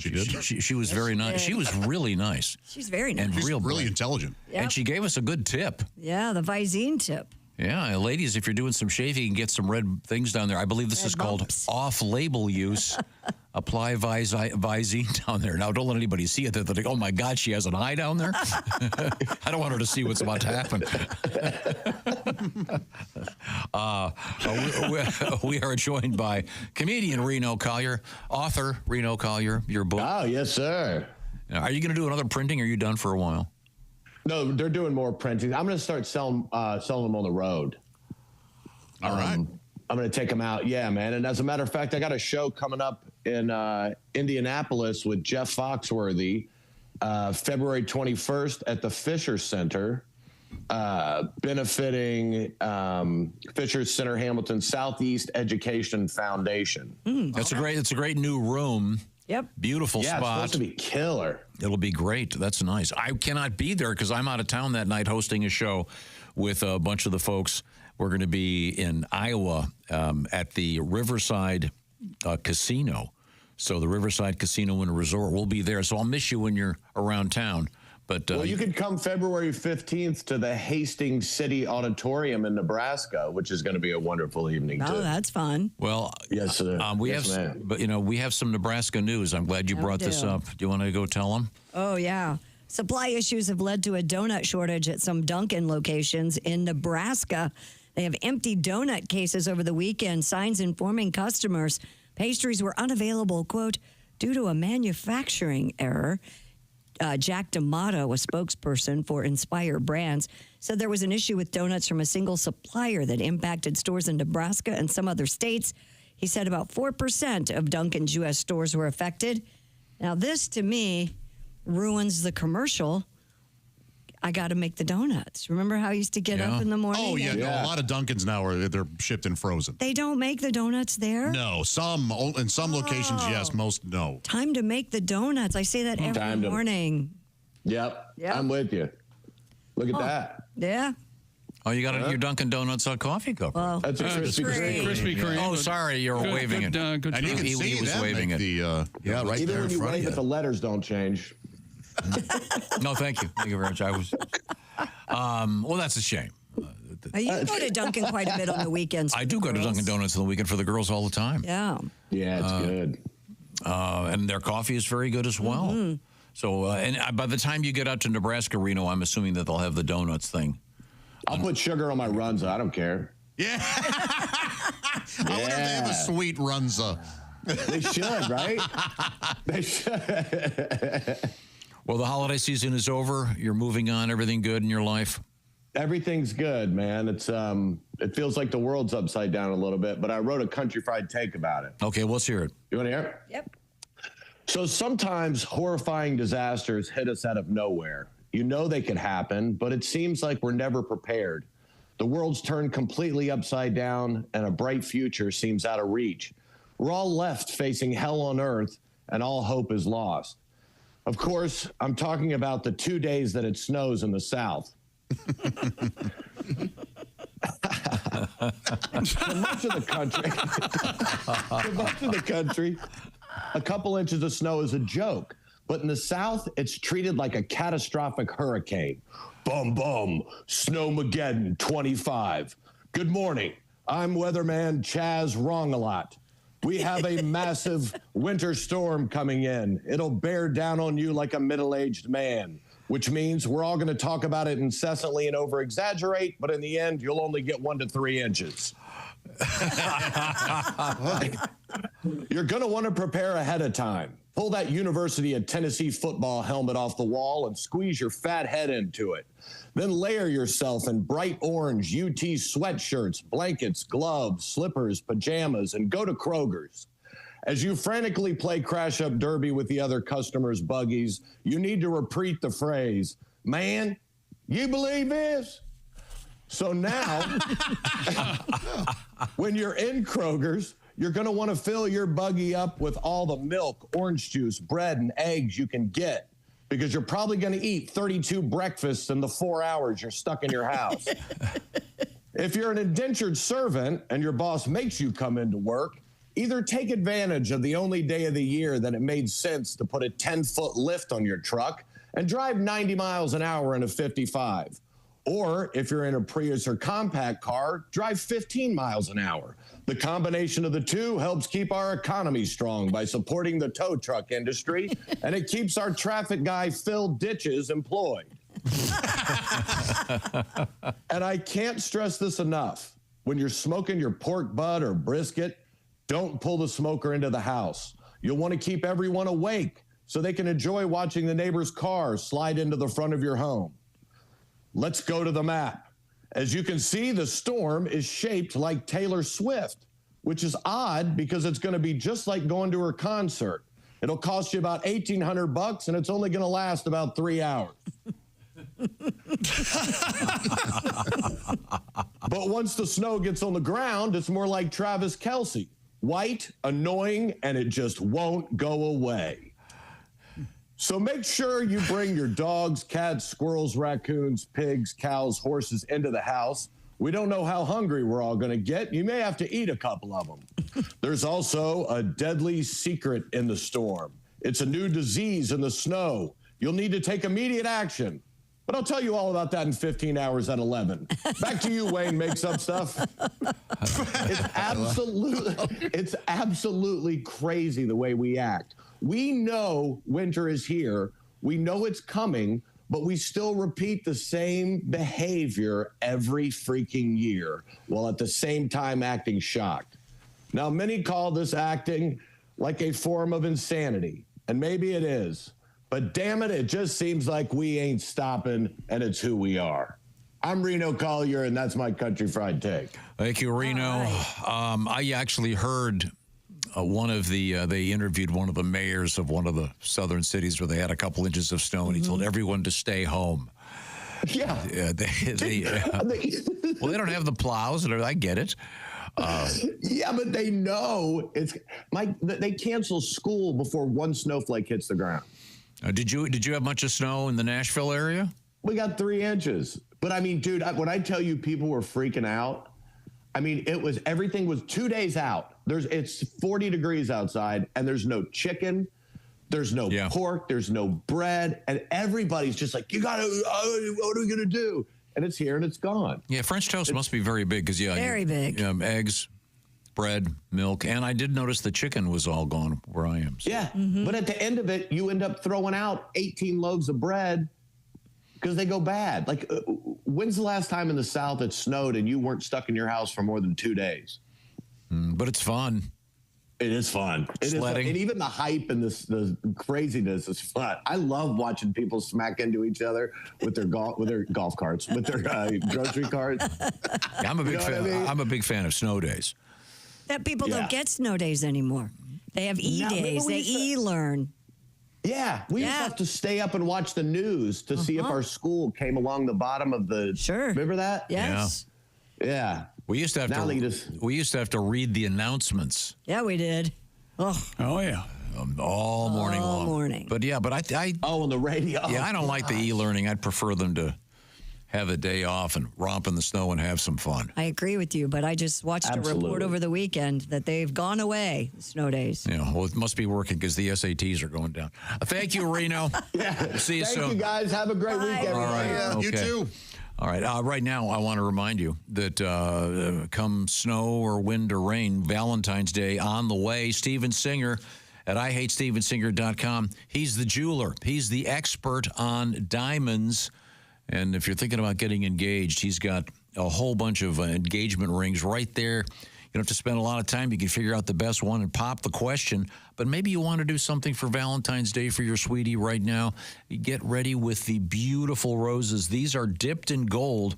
This year it's the peacock teal, very Caribbean-like feel and colorful array with a actual rose dipped in gold. This is a Steven Singer exclusive. They're $79. And you can collect a whole bunch of them over the years. People do just that. And you can be part of it by, once again, going to IHateStevenSinger.com. Shipping, of course, is free. And, of course, it has the Steven Singer lifetime guarantee. Don't accept a fake. See the real thing and get the real thing at IHateStevensinger.com. If you've got some jewelry from Steven, remember, he's famous for his upgrades. You can take those diamond earrings you got her last year and up them a size and get full value in the ones you already got. Once again, it's IHateStevensinger.com. That's IHateStevensinger.com. Those aren't diamonds falling from space, by the way. We're going to find out exactly what is falling from space. We are in the O'Reilly Auto Parts Studios, and this is the Bob and Tom Show.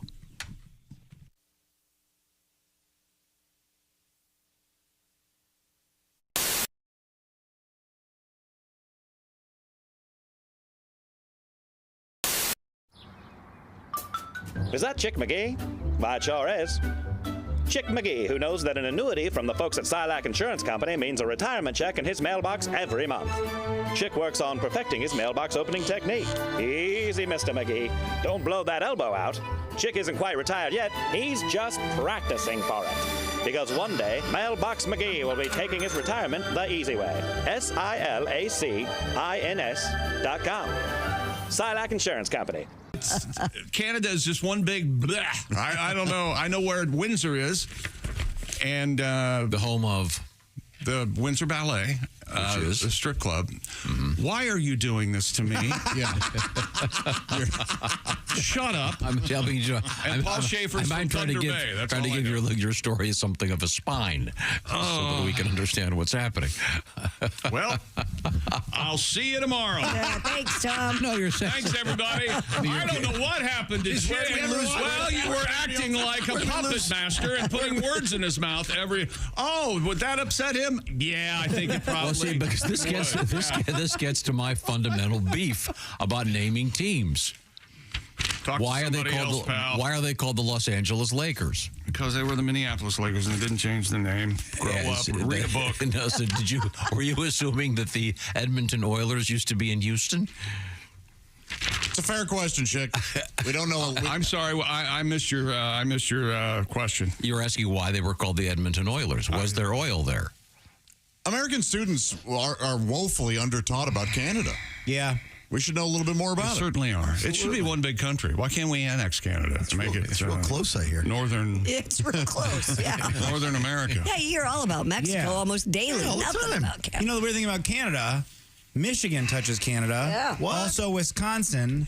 Also Washington and Maine, I guess. Figure it out. Let's get one state, one border. But as far as I know, that's it. No other states touch Canada. So all you're saying is that's where we're building a wall? I'm not saying anything to you. I'm not speaking to you. You're saying we're building a wall. Shut your mouth. Talk to Josh. Get off my ass. Not today. Get off his ass. Not today. Take your pick. Where we lose Chick, 601. Oh, fake anger? Oh, no. Oh, no. Fake today. Coming up. This is real as the heart attack I'm planning. And then you did what? To who? And what was his name? Hey, was he left-handed? Yes. I'm just trying to give your story some spine. Can I have your little car? Why don't you shut up? Shut up. You still have payments on that, or can I just take it outright? That's a valid question. Do I have to take over the payments on the little one? No, you can't get me back. You can't get me back. It's over. I don't want your back. I want your car. It's over. You can't get. Why would I give you my car if I hate you? Why? I think there are a lot of people who've gotten divorced that have given away some really nice cars. Fired up already, didn't you? Oh God, I got the papers. After I bent over backwards to put you on the poster. Oh no! Oh my God! Let me tell you something. This is a radio show. Every now and then we're on YouTube, or all the time we're on YouTube. I don't know how it works. Something about zeros and ones. I don't know. Sure. If you spent 1/10 of the time, this is serious. If you spent 1/10 of the time you do making posters, we would be on whatever. Everybody would have to listen to us. It would be a government mandate. That's the kind of North crap Korea? we have to put up with because of your stupid effing posters. No, I can have it redone without Well, you in he's it. very. I would love to see that. I can get that done. Please. That's one click. I bet you can without hearing the history of the trumpet. I bet you can't do that.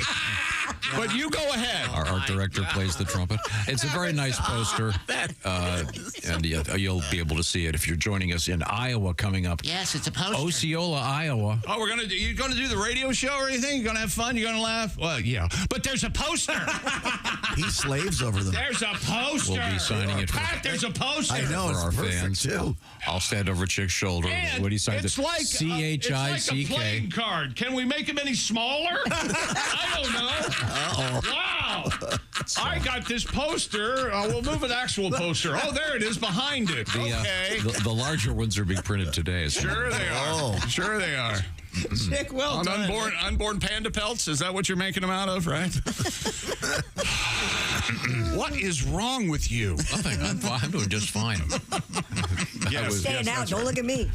You're not in the poster, Christy, because you're not going to be I there. can't be there, sadly. Where are we going to be? We're going to be at Osceola, Iowa, coming up Friday morning. Don't forget your poster.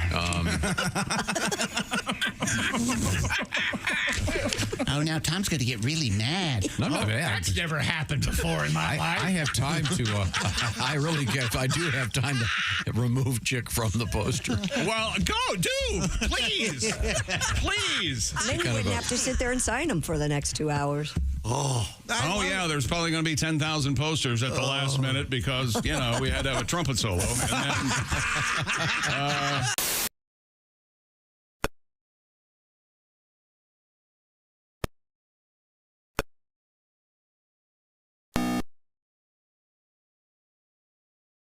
Christy Lee, Pat Godwin, Josh Arnold, Ace Cosby. We're all here. I'm Chick. Hello, Tom. Hello, Chick McGee. Welcome back to the O'Reilly Auto Parts Studios. Thank you, sir. We have another football game coming up, and then the shoe-in of the week later on this week. Vikings and the Rams from Arizona because of the horrible fires in Los Angeles. Yeah. We were talking about the MRI medical procedure. We had an interesting news story from the Food and Drug Administration about some woman who had an MRI with a so-called undisclosed butt plug. Yeah. And Wasn't a good thing. those machines are magnetic, obviously, and it doesn't say exactly what happened. Apparently, she lived, but It sucked it through her body up this way. It was awful. So I asked if you could have an MRI if you have braces, and apparently you can, but because I guess are they stainless steel or something? I have no idea. But yeah, interesting to know. Don't be leaving your butt plug in if you're out there. Well, that's just good sense. You shouldn't leave it in, I would think, right? Well, you're training for butt plug safety. For something. Wouldn't you have to wear some kind of a wristband said "Do not MRI" Butt plug-in. in case you're in an accident? If you're in a bad accident, I don't know if they just throw you in an MRI. Yeah, is that what they do? I don't know. I had a. You don't have any idea how healthcare works, do you? No, I know. I had after I'd had some eye surgery. I had to wear a special wristband for a couple of months. There's a bunch of stuff they couldn't do to me because of my I got some things I like to do to you. Oh, that's very, very romantic. Thank you. It's a cage and a badger for starters.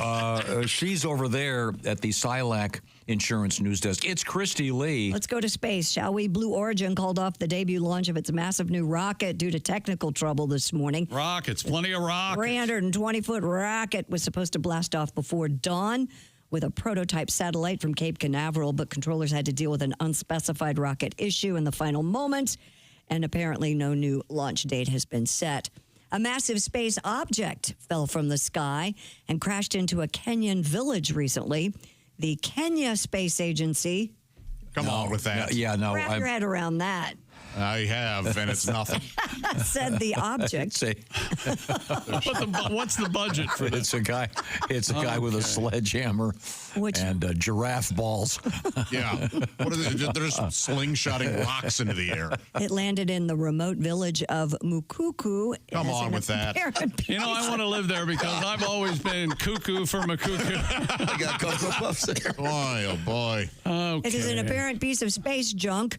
KSA, the Kenyan Space Agency, said it measures about 8 feet in diameter and weighs about 1,100 pounds. I'm sure they're all praying to it and dancing around. Great movie. God's Must Be Crazy. It is a good movie. You got to watch Real it. good, yeah. Preliminary assessment suggests it is a separation ring from a rocket.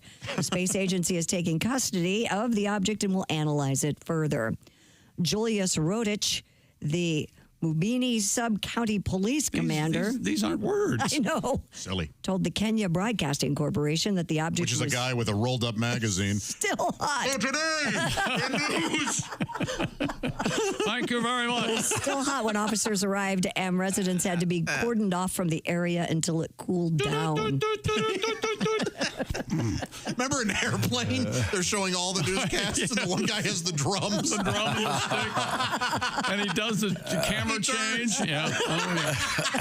The sincerity move. Yeah. Oh, yeah.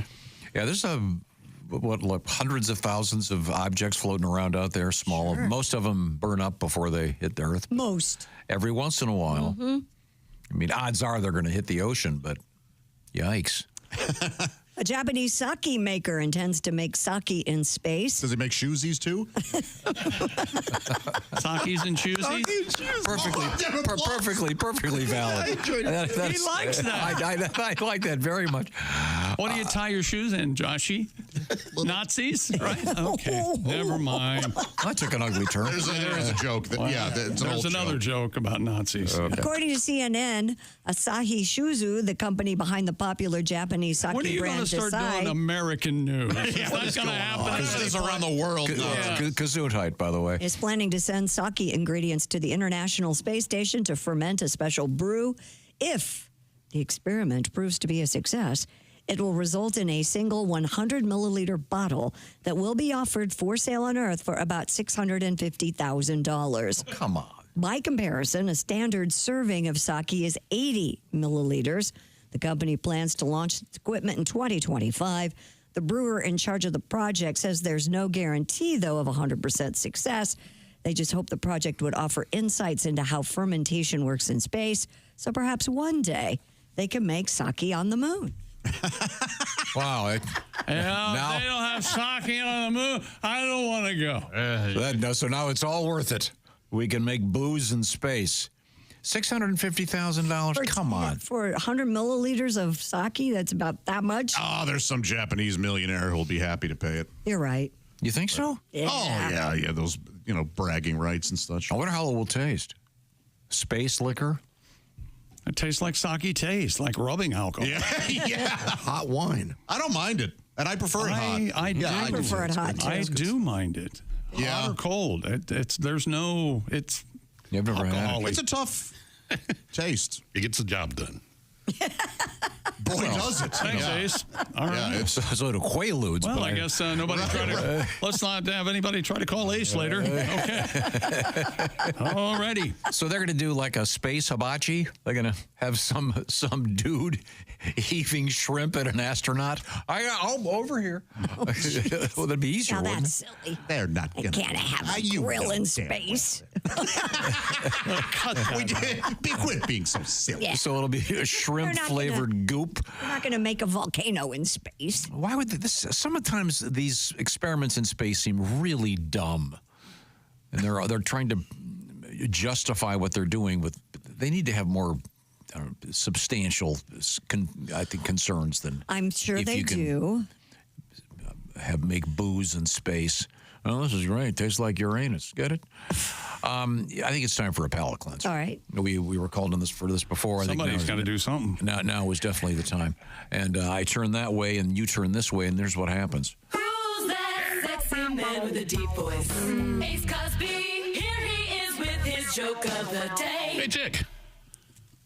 Now, wait a minute. What did you do when I was gone? Did you say, hey, Jeff? Or hey? Yeah, I did. Son of a bitch. Yes, Ace. Why do poor dogs chase their tail? Why do poor dogs chase their tail? I don't know why, Ace. Trying to make ends meet. That was Ace Cosby's joke of Trying to the make day. ends meet. Sponsored by Sleep Number. Choose your ideal comfort on either side with a Sleep Number bed. Now with the lowest price of the season on the top-selling i8 Smart Bed. Your best savings plus special financing. It's just for limited time. You can see your favorite Sleep Number store or check out sleepnumber.com. So they're trying to make their butt meet. Yeah. Right? Their ends, yeah. Their You have the mouth end and the tail end. Because they're poor dogs. But MEAT, right? No, that's not the... M-E-E-T, Tom. They're trying to eat their own ass? No, they're not. They sure aren't. We could have just left it there. Yeah. So I didn't get the joke. You know, I got a talking to a couple weeks ago for saying a similar thing. Oh, yeah, I know. This guy just skates around like nothing happened. Don't do as I do as I say. am sick. He's I the thought king. it was a meat joke. It is M-E-E-T. Meat, trying to make ends meet. It's a poor dog. The end of the Poor dog. dogs trying to make their ends. Well, then how would their poverty have anything to do with that? Oh my I thought it was because they were hungry and didn't get any meat. Why don't you go start your car? Would you like me to have a hose go from the exhaust pipe inside? Or better Did yet, you think that the actual saying was meat to make ends MEAT? Yeah. No, it isn't. It is not. It's No. to make two ends meet. Yeah. Make those. Oh, like Make it I all see. together. Like if you were poor, you have to make it. Yes. Sorry. Yeah. Sorry, I thought it was. You know, sometimes there's more month than money, like Yeah. Josh Right. says every now Sorry. and then. Sorry. Meat. Feel bad for the dog. Certainly. My cat chases her tail. It's fun. It's fun to see her do it. Yes, a lot of animals do that. Yeah. It's fun. She looks at her tail like she has no control over it at all. Where'd that come from? She'll look at it, and then she'll move it, and then chase it. That doesn't belong to me. You know, I should buy her some toys. Maybe send her to school. Teach her a thing or two. I'm sorry. Once again, we return to the Silent Insurance News Desk with Christy Lee. Do you still have your Christmas tree up? Yeah. No. No, not a dirtbag. Well, you're not alone. A new survey reveals half of the country is keeping the holiday spirit alive well into the new year. Half? According to a poll of 2,000 U.S. adults from Talker Research, 45% of Americans think it's okay to leave holiday decorations up year-round. That's not half. That's 45%. 55% said festive decorations should come down eventually. Also not half. After Is, but is there a date? I didn't is write the damn thing, okay? After averaging responses from those polled, January 16th is about the time holiday decor should be packed away. Oh, okay. So you have 3 more days. Okay. Because I got the wreaths up and the lights are on. The Christmas tree's down. But there's no one home. But the fake Christmas trees upstairs and the windows in Hart's room are still up. Are they? So I got to get those down. Huh? Okay. I was wondering if winter wreaths are a thing. I bought some really nice live wreaths for Christmas, and it was a shame to kind of throw them away. But Yeah, I don't think you have to take those down because they're winter. You know, can you have a February wreath? Yeah. Well, if someone passes some away, hearts on it. sure. Oh, it's a celebration of life. Type crosses into death wreaths. Yeah. Nice. I had no idea. You could add some little hearts to it and make it like a little February. Now, Pat, do you have any? Do you have a Christmas tree? Or? It's all put away. Yeah. Yeah, I'm January 1st. Wreath on What do you January guys? 1st. Yeah, same here. No. It's a tradition. Yeah. No. No. A little storage closet. What do you say, Christy? Mine went down last weekend, so whatever that was. Do you put up lights for the 4th of July? Or? No, I don't. We really need a couple more light. Why do you holidays. need lights? You could We really leave your don't. lights up year round. No, but I mean, you got to have something that's simple. Like you got red, white, and blue lights. Sure. Do you do the orange lights for Halloween? No, but I know people that do. Obviously, orange, purple. So you go And then from you could go do- from the orange to the Christmas lights to we need one more in there. You can do pink and white for Valentine's Day. Pink, white, and red. Oh, is that a thing? Sure. Green and white for Nobody has Valentine's Day. St. Patrick's Day. No. Okay. Oh, so you know what? One house that does it? There are people that do decorate for Valentine's There are Day. 7 in America houses? that do it. Oh, Yes. all right. I stand corrected. Because I mean, I You're think not a girl. I think you have to take. It has to be seasonal. I mean, I don't even like seeing a guy in an NFL jersey in the summer. It's like, hey, come on. Well, you're the one that still has their lights up. Yeah. So why are you? You're way late. You're way late. I'm gonna have to unplug. I get it if the girls are like, hey, we really want these up for another week. I mean, how do you say no to a cute 8-year-old girl, you know? What? No, you're correct. Yes. Yeah, I do like the lights up. It's nice. But I guess half my neighborhood still has them on. And I give some people a wide berth depending on what the weather's like in your area. Of course. Yeah, that has something to do It's with it. 8 below and there's 4 inches of snow. Hey. You get out there and take those damn lights down. Yeah. Maybe that the footing on that ladder may be a little shaky. You don't have to turn them on necessarily. You know what? You're right. Yeah. Yeah. A Germantown, Tennessee resident who phased her Halloween decorations into her Christmas display had no idea she'd be in trouble with the city. Ms. Alexis Luteral put a skeleton and a skeleton dog in her yard in October, later dressed them up for the holidays. In December, she received a notice that the decor was in violation of city code. According to Ordinance 1133, holiday and seasonal decorations shall not be installed or placed more than 45 days before the date of the holiday for which said decorations are intended, and shall be removed within a reasonable period of time not to exceed 30 days following the date of the holiday for which the decorations are she's intended. got a skeleton that's a Santa Claus. Yep. Yeah. And in Germantown, Tennessee, you better have your Christmas lights down by the 25th of January, apparently. Boy, who would have thought they'd be so strict in Germantown? Really By the way, pass out that discipline, don't they? Luteral has a law degree and intends to fight the city in court. Well, okay. All right. Wasting a lot of people's time. Yeah. Just leave her alone. Yeah, Who cares? Yeah, the transfer, that's kind of cool having the skeleton from Halloween turn into Santa, don't you Yeah, think? it is. And I didn't realize a city could have an HOA. What the hell's that? Once again, it's Germantown. All right. Are they gonna tell the local retail stores about this? You can't have your stuff up 45 days before the holiday. I don't think so. She could leave it up for Valentine's Day. Some people do that. They have the skeleton with the hearts, and then they have an Uncle Sam hat. Yeah, you can decorate. Just leave that skeleton out there year round. Yes. Yeah. right. Someone feed that poor guy. Oh, thank you very much. Coming up, we've got a special show. This show, Friday, February 21st. That morning, we're going to be at the Riverside Casino and Resort. Admission is free. Come on by. It'll be this group, including the Chickster and Christy. And then that evening, it's going to be Pat Godwin, Josh Arnold, Al Jackson, Jeff Oskey, and yours truly on stage with a comedy show. Once again, information at the Riverside Casino and Resort.com. Thanks to 100.7 The Fox in Cedar Rapids, Iowa, our hosts. And we're going to have a couple special treats both that morning and that evening. So we certainly look forward to seeing you if you can come on out and hang with us. Right now, I turn over there to the sports desk where I see it's Chick McGee. That's right. Let me tell you about Simply Safe. There's nothing more important than protecting your family and home. And Simply Safe, even installed here at the Bob and Tom Studios, along with, of course, my compound now for just around 10 years. Traditional security systems, only take action after someone's already broken in. That's too late. Simply Safe has Active Guard outdoor protection, can help prevent break-ins before they happen.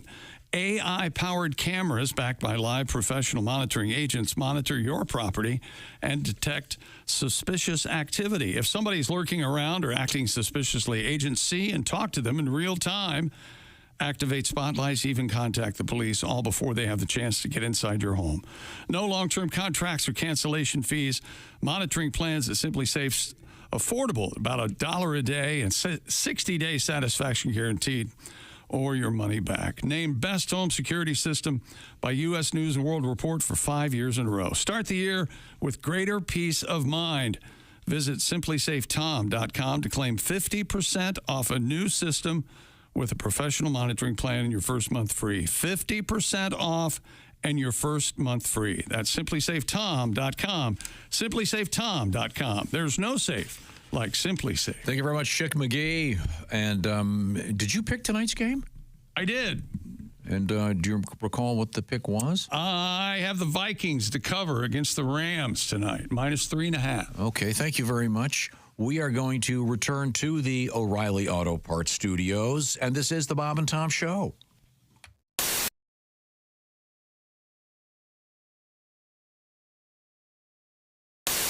Hi, Hi, Christy Lee here. How would you like to go on vacation with me? No, seriously. Join me September 28th on a journey through the lovely landscapes of England, Scotland, and Wales with Paulette. We'll travel through the charming countryside and also experience the historic cities of London and Edinburgh. Experience the best of Britain's rolling countryside and bustling cities rich in history and culture. We'll see the iconic landmarks of London.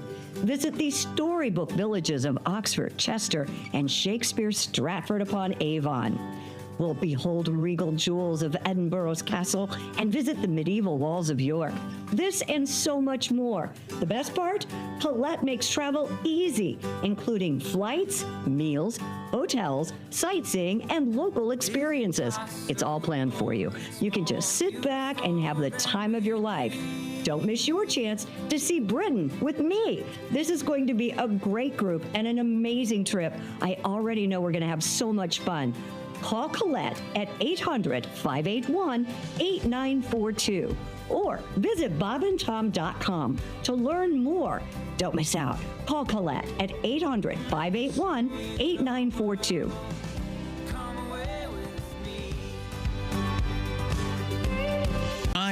Ace had nothing to do with this. No, but Ace and I did play donkey softball. I don't care about that.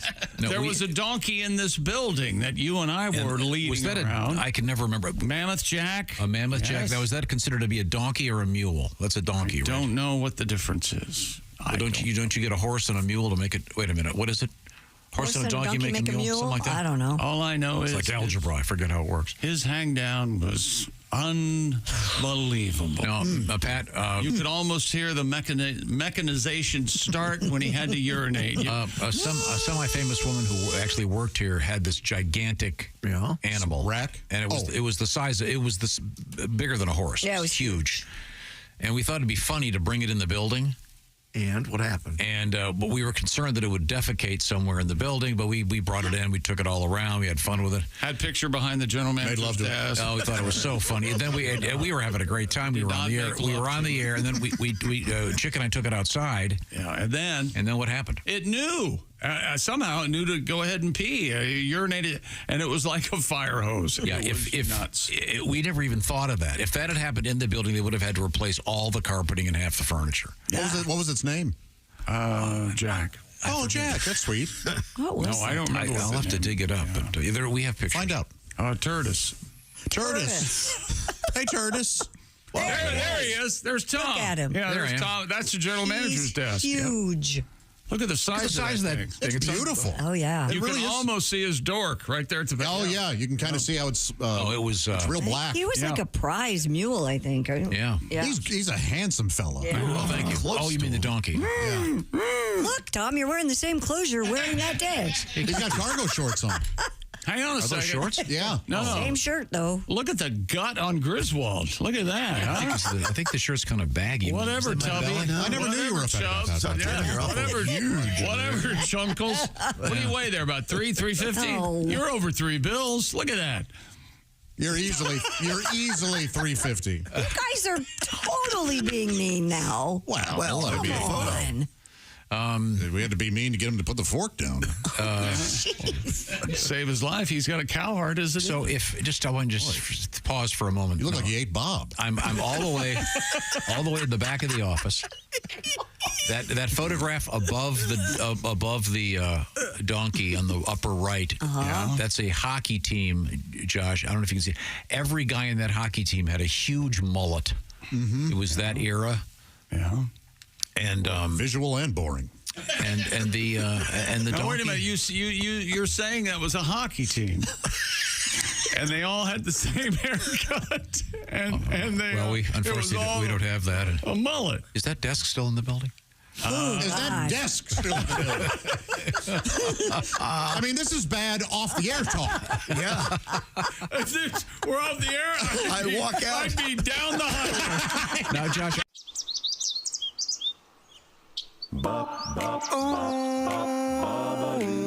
Everywhere I go, it smells like a weed. At the grocery store, it's guaranteed. Even standing in line at the DMV, everywhere like weed. Oh, boom. Ooh, you know it does. On the way to work, it's that reefer I smell. I smell pot at my hotel. Ganja's in the air on every street. At the gym in my church, it smells like weed. I went to Tacoma. There was a marijuana aroma. Sanibel and Captiva. Sanibel and Captiva. Smells like cannabis sativa. Smells like cannabis sativa. On the plane ride home, it reeks of weed. The TSA, they all agreed. My suitcase smells like stems and seeds everywhere I go. It smells like weed. My hair and my clothes smell like weed. Maybe I shouldn't smoke so much weed.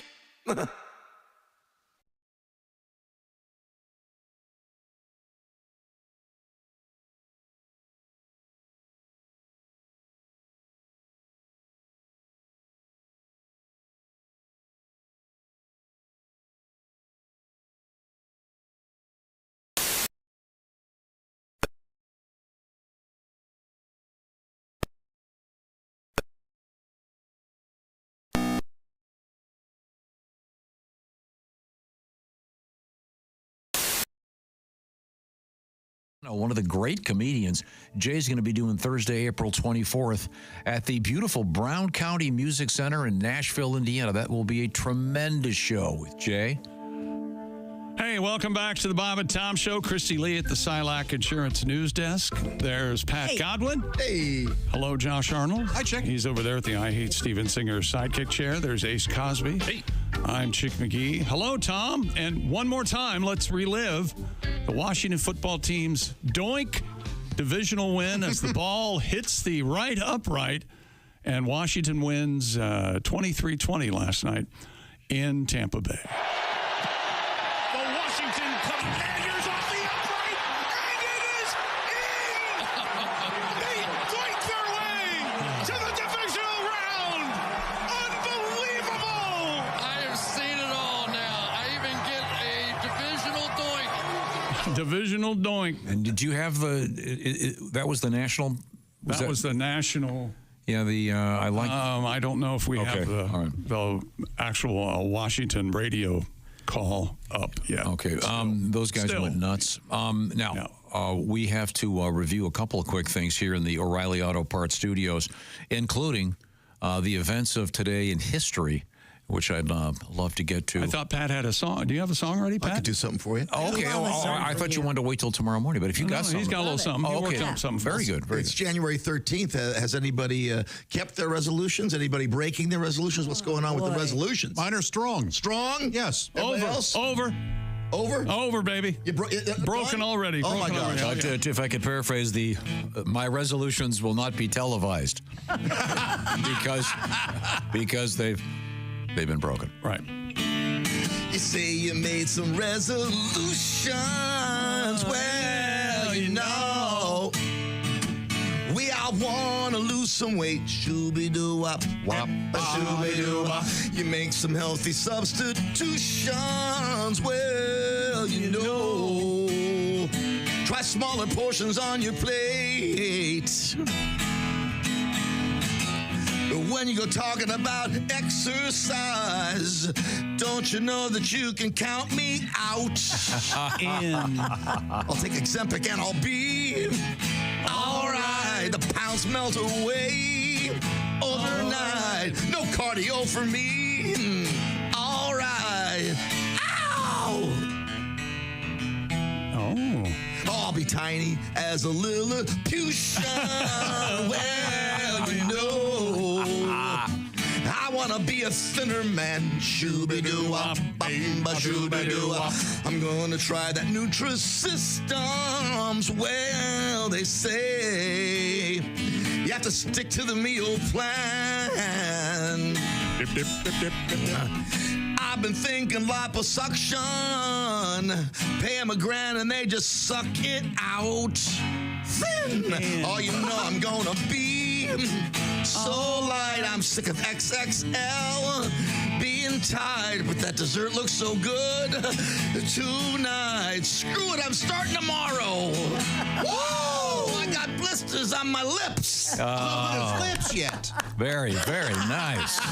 Thank you, Pat. Patty G. By the way, I forgot to mention this.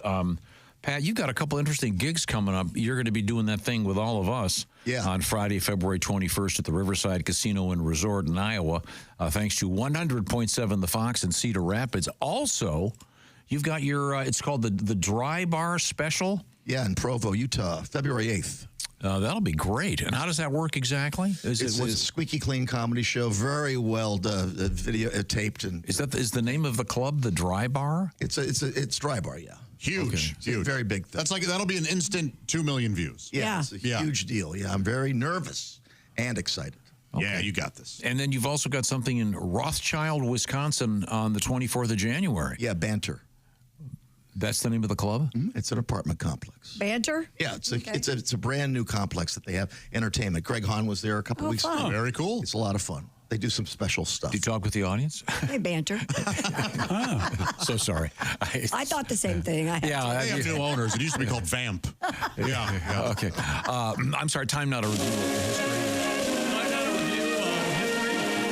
January 13th. Okay. Yeah. What do you got, Tom? A little bit of audio for you. Oh, okay. On this one, it was. We're gonna guess. You're going to get it. I mean, it's easy. What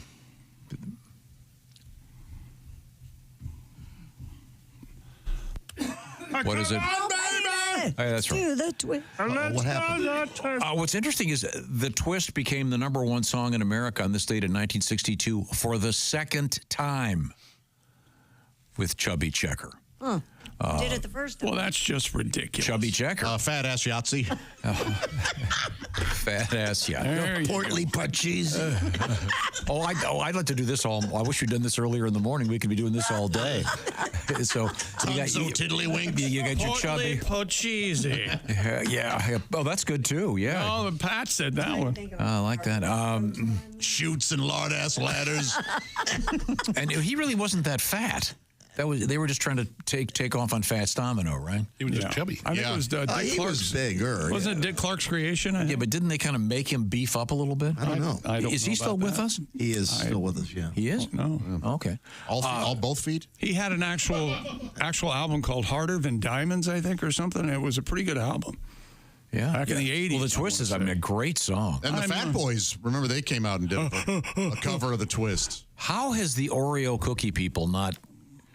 Come on, baby! They're twisting the cookies. Not bad. That's a pretty good impression. Who was just telling... It sounds like... I want to think they've done that. I think. Who was telling me that their daughter had taken a thing of Oreos, twisted them, eaten all the cream, put them back together? Jess Hooker made that story. Oh. She says things to try to get. Yeah, she just wants to be in the air. What a classic that'd be. What a great kid move. I apologize for whatever they said. I wasn't listening. Johnny Cash in this date in '68 performed at Folsom Prison. Oh yeah, he was in for. Yeah, he had the blues. I've never seen water like this before. Grand Theft Auto. He was serving 3 years. Yeah. That's right. Poor Johnny. Yeah, they never tell you that it was community service. Court ordered. Michael Jordan retires for the second time. And the final time. On this date.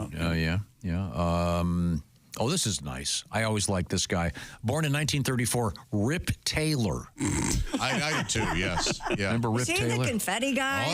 Oh, yeah. Just so silly. You know, I really like funny. I like to read his jokes instead of actually see them perform. Not me. Walking down the aisles, confetti in the air. Man, it is funny. My dad saw him in Vegas and said he's never laughed harder. Is that right? Yes. It was Rip Taylor and a bunch of like topless, huge boobed women. Oh, my and he said my mom wasn't too pleased, but he had the time of his life. It was pretty funny. I see. Well, on that note, have the time of your life today.